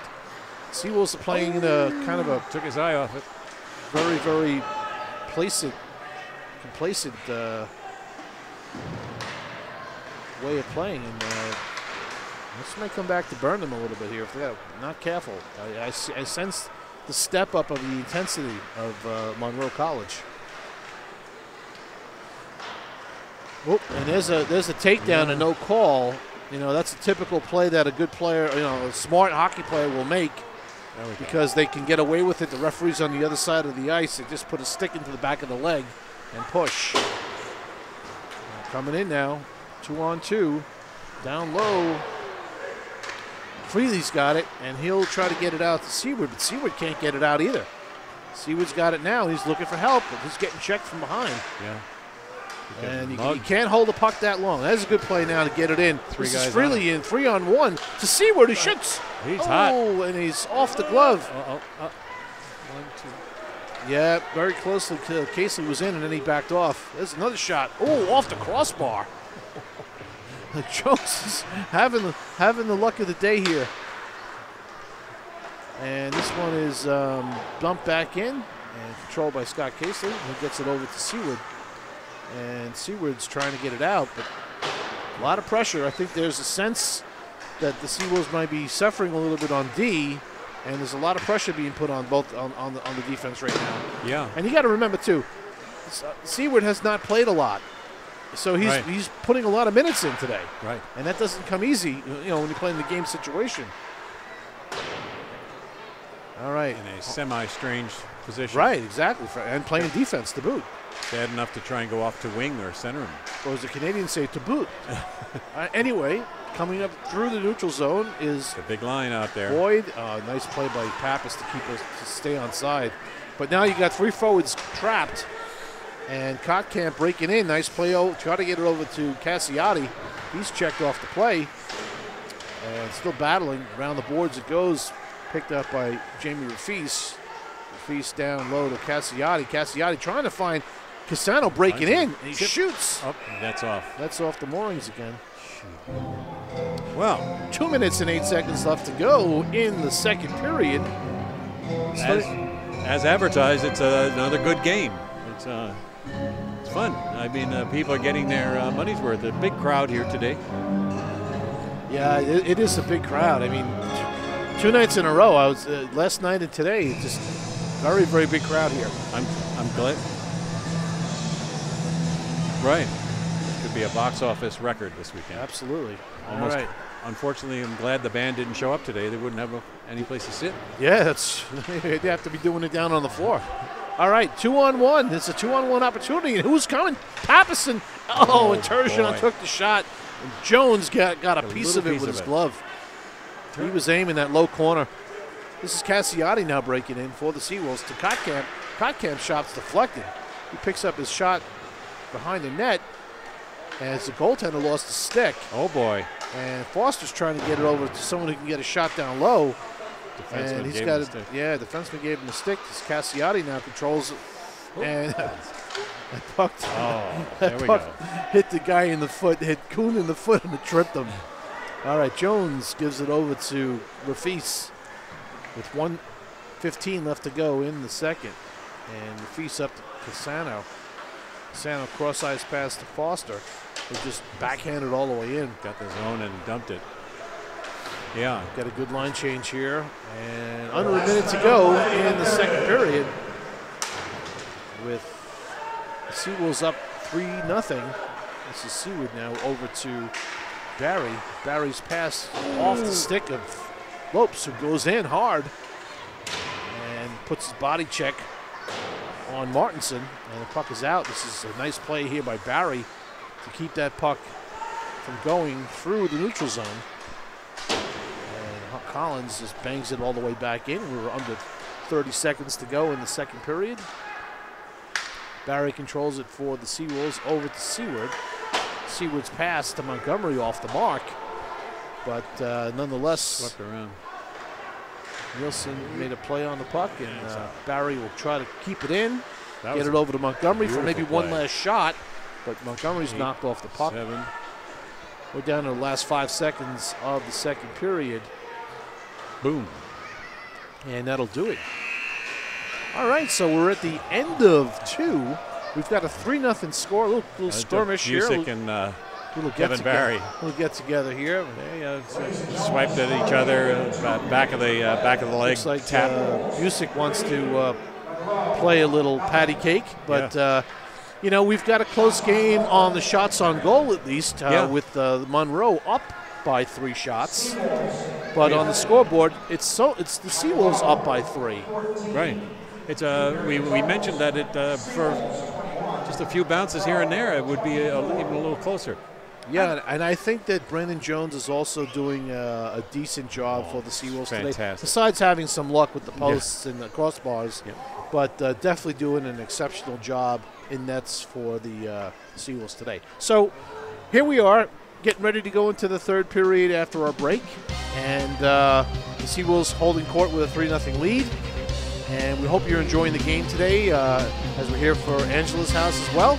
And we'll be back with the answer to the question of the third period. Stick around.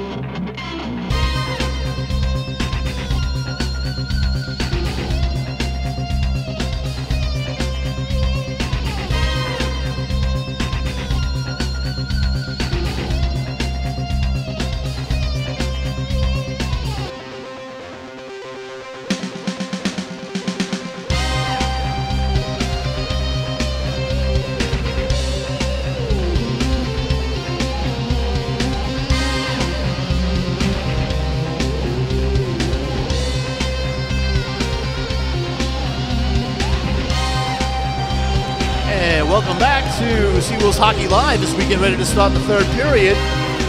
Stony Brook up by a score of 3-0, being outshot by 24-21 margin through 2 periods.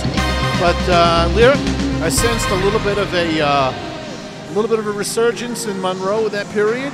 Yeah. More play in the Stony Brook end. Brandon Jones obviously closing the gate, closing the door, closing the nets, whatever you want to say. He's closed it down pretty well.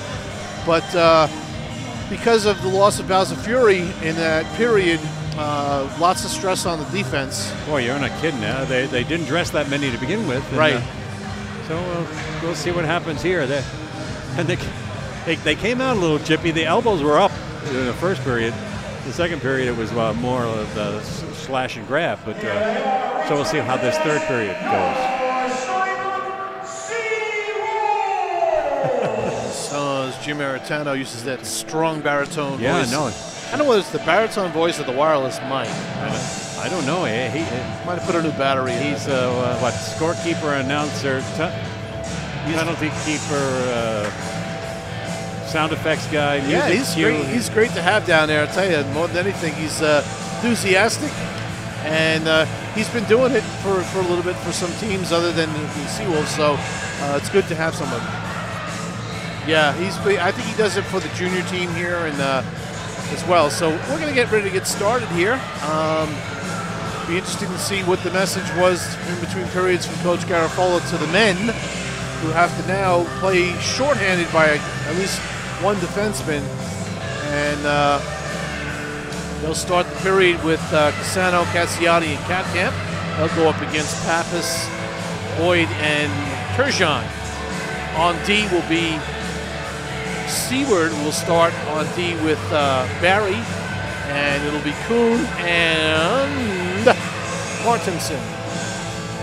Ryan, here we go. Referee Jimmy Fallon drops the puck. I don't know if Jimmy's his first name, but it just sounded so good. Anyway, this Barry now losing the stick there was Turgeon.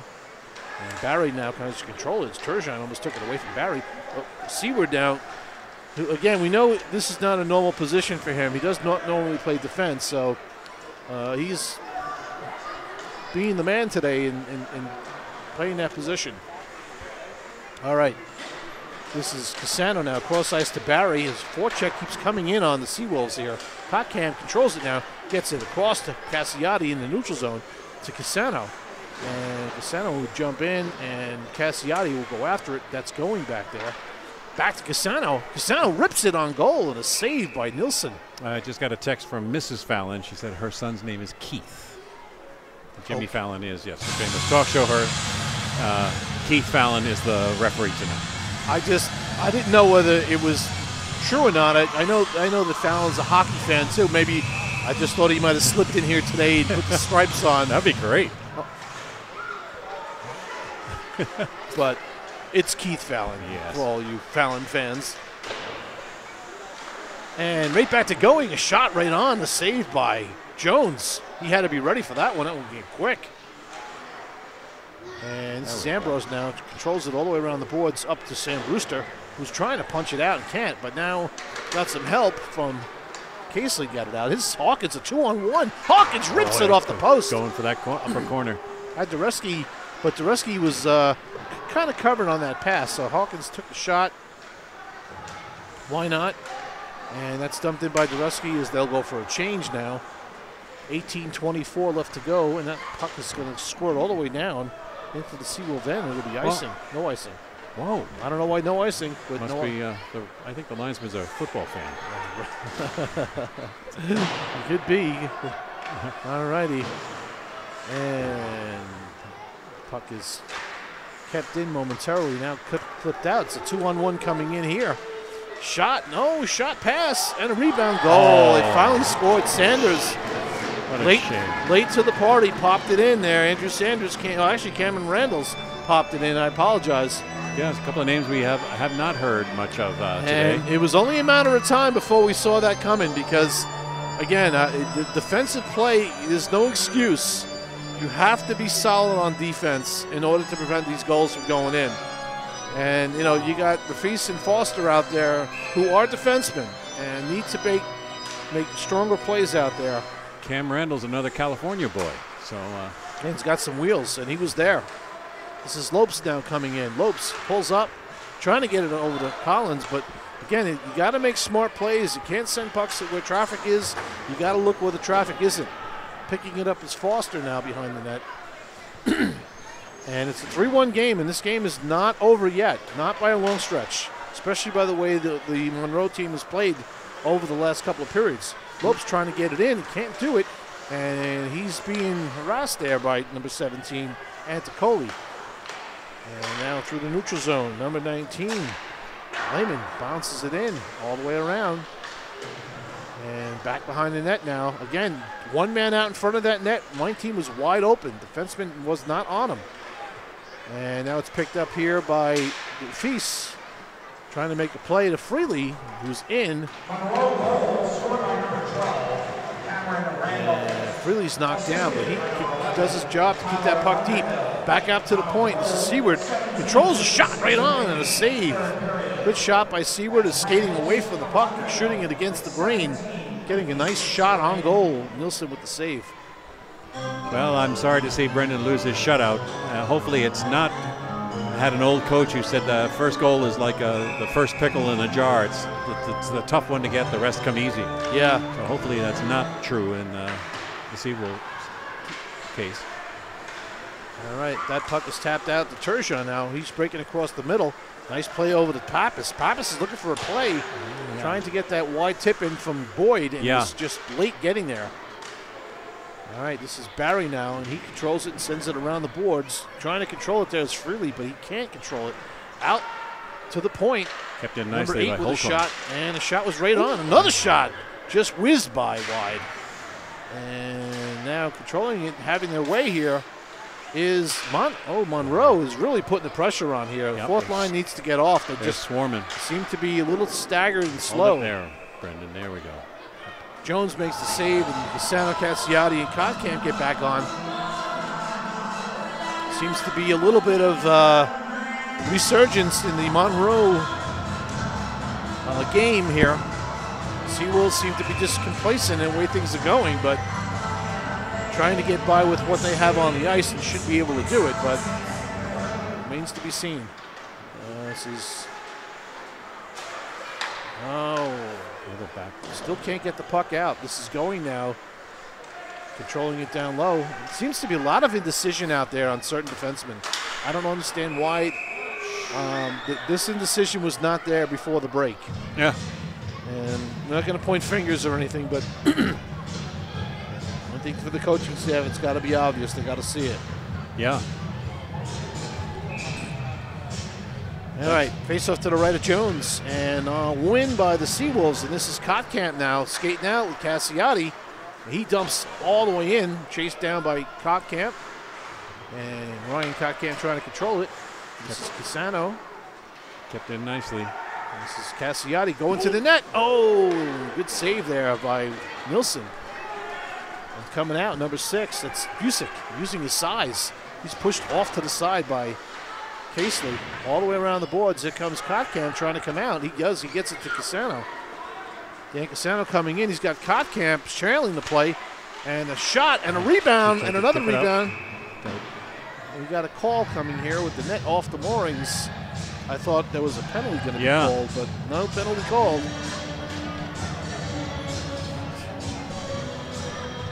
Yes, never knows right. All right, face-off to the right of Nielsen. 15:05 left to go in the third. 3-1. Sunnybrook with the advantage. Oh, nice save. Sam Brewster with a blistering shot. Glove down by Nielsen. Nielsen. Nice glove save. We still got a pretty good crowd here. It's still hung in there all game. Yeah. All right, Sam Brewster is trying to make his way through. Pass comes out, deflecting. This is Underhill now with a feed-out pass. And this is Kiffin in on the puck, along with Rafis. Rafis takes it to the boards, but loses his stick. Back to the point. Winds a shot. Save, rebound. Oh, Jones left that rebound in the crease and was just kicked out by his stick. Good composure by Jones. They're going to call an icing here. I don't know why, but they did not call it. This is Wesley Hawkins now controlling the puck and trying to get it in deep. Couldn't get it to Brewster. Skating out here is Underhill, and he puts one on, a save by Jones. Another shot, right through the middle. If he's trying to get there, and he can't get to it, picked up behind the net. That's Randall getting it over to one of the Monroe players. And Brewster now skating in on Kuhn, using his size. And Brewster trying to control that puck, making a move. Now he'll break to the net, and he puts one on, and it's off the shoulder of Nielsen. And thrown back in behind in the neutral zone here. Is picked up by Montgomery. Montgomery is trying to get it back to his defense and just off the mark, so Barry has to go back behind the net where the Seawolves will set up. A definite slow section of the game here. Oh, and again, these are plays that are being asked, the players that are being asked to play in positions that they're not normally played in, and mistakes can be made, as we saw there.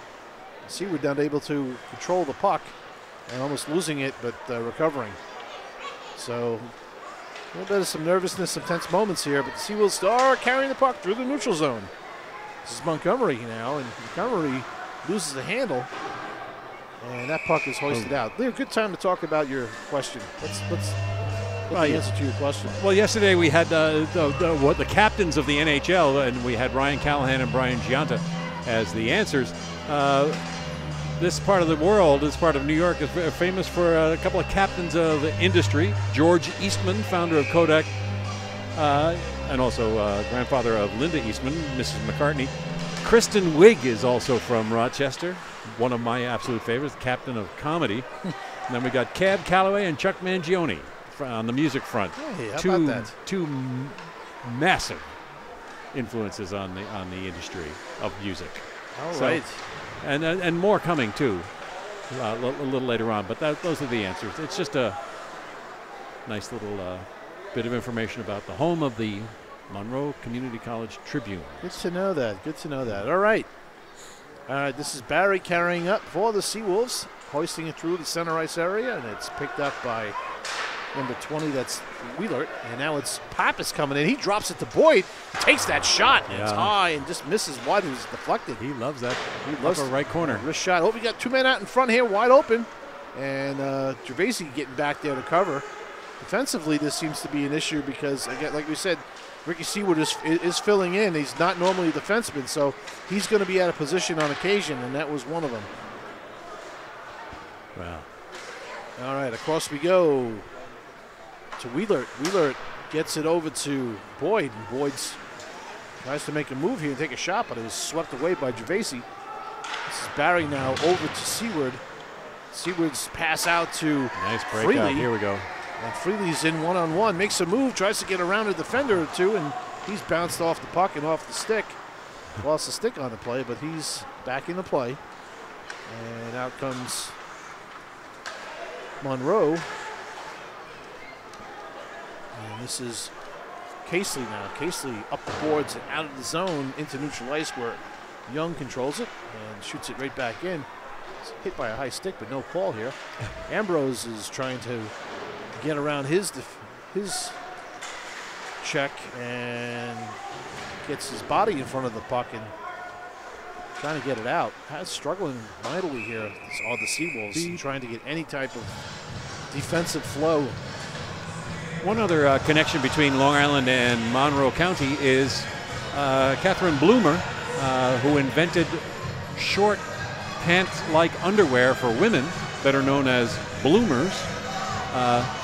Came from this part of the New York up there, and then she settled on Long Island in a commune called Modern Times, better known as Brentwood. Oh, good play by Jones with his stick there, preventing that pass to getting out. You know, I always wondered where they got the term bloomers from. Now I know. I just would have never thought there was somebody named Bloomers. Yeah. How about that? Yep. It's as simple as that. Kotkamp almost had a chance. Casely with a shot. What a shot. Nice save, Mr. Nielsen. That was a great shot. Yeah, Amelia Bloomer. I don't know if there was a guy named Jockey, but it's the same thing. Same kind of thing. That was a beautiful glove save by the Swedish import, Nielsen. Yeah, Casely got a lot of that shot. Charity pass out there, right on the tape. All right, 10:35 left to go in the third. And this is controlling it. It's Wheeler. And somehow or another got all the way down into the Seawolves zone. Stopped by Jones. Again, no icing was called. So Jones teed it up for Foster, who has it. And Foster is now getting it up to Kotkamp. Kotkamp is past rink guy, wide past Cassiotti. He's stood up by Wheeler, but still able to get the puck deep. Kotkamp, Cassano, and Cassiotti out there. And unable to carrying it now for Monroe College, number 17, that's Martinson. Actually, no, that's Anticcioli. He loses it, and now the Seawolves dump in, and we'll go for a change. Picked up by number 8, Holcomb, behind the net. He's having some difficulty with it. DeFee steps up in the neutral zone and pushes it back. And picked up by Dureski now as he stole it away from Anticcioli. And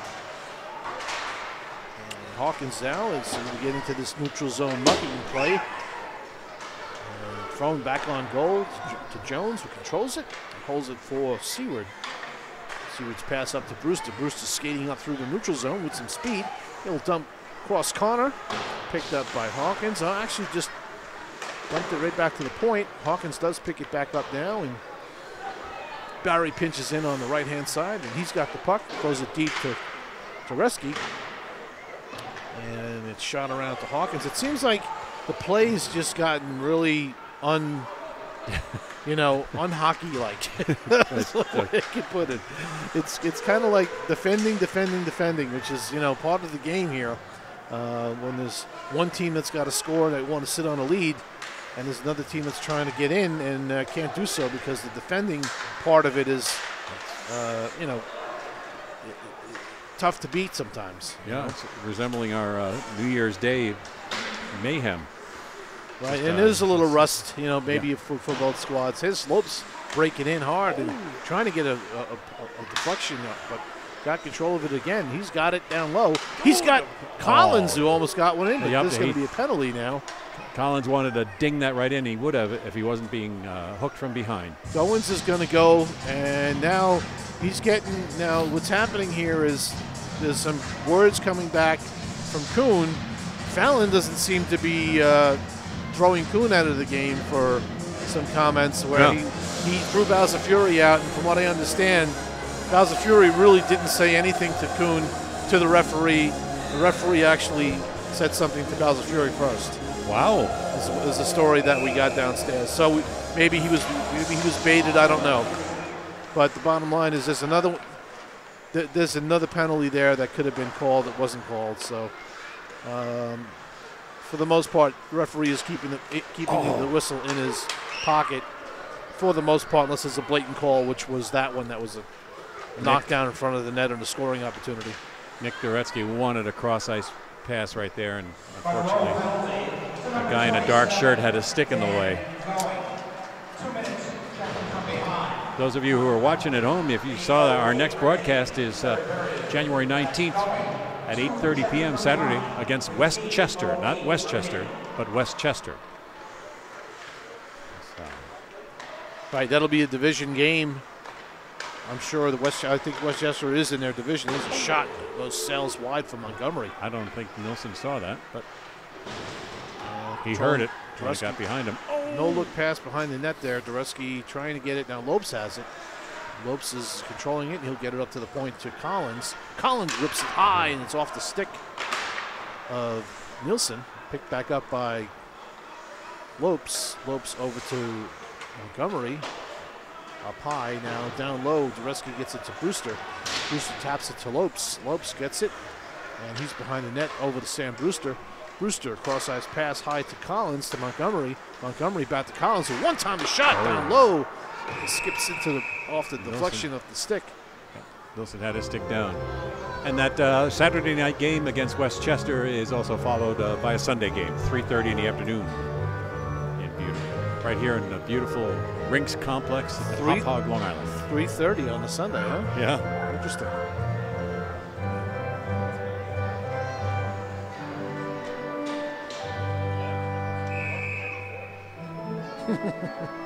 I had a pronunciation coach give me a hard time about Lancaster and Westchester.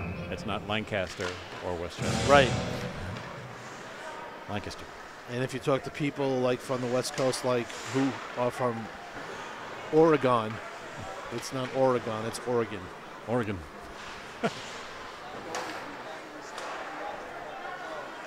And there's some other ones out there that, you know, I've had the privilege of being corrected a few times. Shot by Dan Casano. Came all the way in untouched. Yeah. And got that shot off. They were even up. And his Kotkamp with a shot blocked down by Wheeler. Is that another net infraction? Yeah, looks like the net's off again.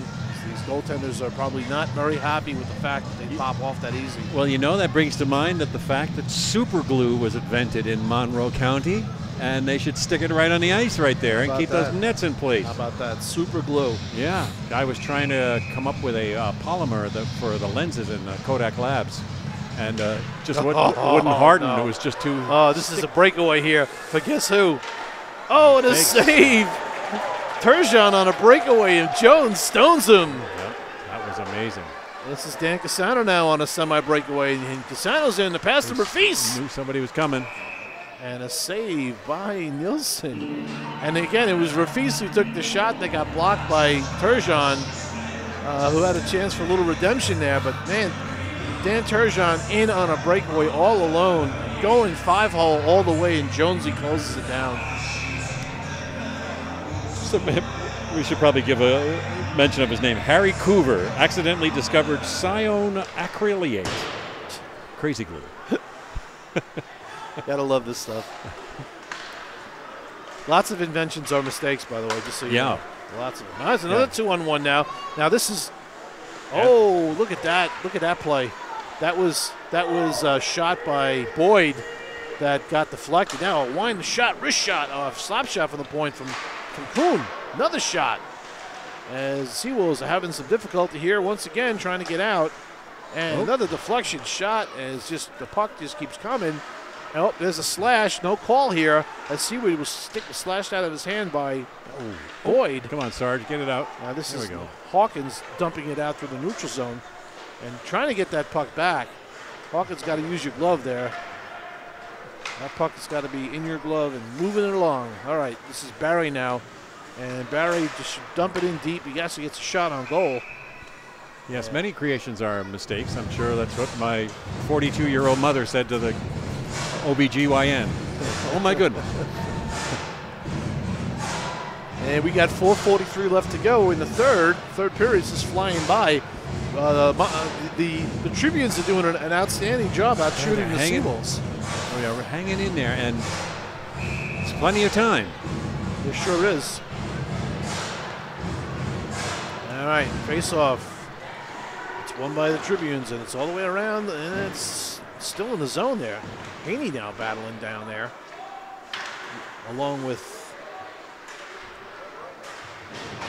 Freely and company, as throwing. They get it out. Haney now with it in the neutral zone. He's pushed off the puck by Bowen, who's the captain, and throwing his body around a little bit.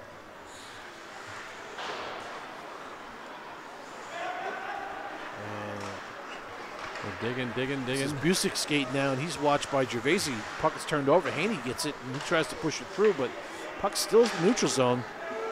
Not going much further. Now it's pushed in. This is Freely picking it up. He wristed a shot. Blocker saved by Nielsen. Back to the point. Casey puts one, shoots it into the corner. Ambrose pinches, and he's trying to keep that puck in. He took a little shot to the jaw. Freely just taps it back in as that line will go for a change. Good idea. 3:30 to go in the third. Stony Brook up by a pair. And now picking that puck up is Kipner. And he gets it now. Rafis picks it off. Rafis gets it up to Montgomery. Montgomery passes over the middle, trying to get it to Lopes. Puck is just fluttering. Unable to get some good wood on this. Kept in by Young. His shot goes all the way around. Rafis digging hard after it. And he beats Randall to the puck, and here comes Montgomery. He jumps cross corner, and then after Young puts a body check on Young. Underhill picks it up for the Tribune. And back to Young. Back over to, and that puck is tapped all the way in by Underhill, back behind the Seawolves net. 2:38 left to go in the third. Rafiz controls it for the Seawolves. This is watched by Pappas. And that puck is out into the neutral zone, picked up by Montgomery on a gratuitous bounce. Spinorama. And Montgomery trying to get toward the net. He's bumped off the play. Collins trying to keep it in, but it's out in the neutral zone where Barry controls it. And Barry just cross dumps it in. Have to get it on the forecheck is Kottkamp, and controlling it behind the net is Kuhn. Skates out with it, and he's immediately met by the Stony Brook forecheck. Seaward cross-ice pass over to Kottkamp. Kottkamp to Cassiati, who's in, takes the shot. Shorthand side shot, trying to go shorthand side, saved by Nielsen. 1:55 left to go. They got that big line out there without Boyd. I don't see him. See, I don't know if Mr. Turgeon has got the flu or he smokes Camel cigarettes, but he doesn't have much wind. He goes hard and he gets off. We got Pappas on the line now. I think they moved somebody back to defense. They might have moved Turgeon, Boyd back to defense. It looks like Boyd is playing defense, actually. Yep, there we go. icing. Oh, now they do have Boyd out there. Yeah, so you got Turgeon, Boyd, and Pappas with Kuhn and Kuhn and I don't know. I think it's Martinson. 15. All right, 1:25 left to go. And that's Seaward over to Barry. Barry loses it as that forecheck came in hard. And Barry got away with a high stick to the mask of Pappas. His referees are probably going to put the whistle away. We are just about at the 1 minute mark. And we are. Kottkamp trying to control that puck. That puck's just bouncing like a balloon. And it won't settle down, but now this is Turgeon coming across the middle. Nice play here. Reach. Using that reach and then getting that pass. Probably a very, very planned play that they use in practice. One player skates toward the middle, the other player skates back in and try to stretch pass for a quick tap in. That's it. Turgeon limping to the bench, not injured, just winded. It's interesting. Face off to Luther Jones. And one back by the Seawolves. Pat Foster's controlling it, trying to get it up, and tapped out nicely by Sam Brewster using his long reach. And the net is empty for Monroe, and it's going to go in for Sam Brewster. He'll have his second goal of the game.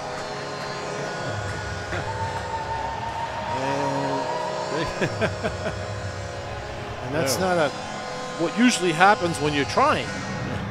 Usually happens when you're trying to score, you miss by an inch. He just tapped it unwillingly backhanded, and it landed center net. So Sam Brewster's got the scoring touch today. Yeah. That's a 3-goal weekend so far for Mr. Brewster. The game's not over yet. Help him with his contract negotiations. Little bonus at the end of the season. Sam Brewster, unassisted. Good defensive play there by Pat Foster. Under 15 to go now. And Stony Brook will be have a successful weekend by taking 2 and getting ready for next week's travel out to Arizona. Boy, oh boy, against the Cactuses, the Cacti. All right, this game is officially history. Over as the Stony Brook Seawolves are victorious with a 4-1 win over the Monroe Community College Tribunes. Now, let's give the Monroe Community College Tribunes credit for coming in here and playing against a, Formidable team. Formidable team. They put up a good fight. Played a much better game today, I think, than yesterday. Seawolves were down a couple of guys, but still, nonetheless, a good game. And 2 more victories for the Seawolves. Yeah.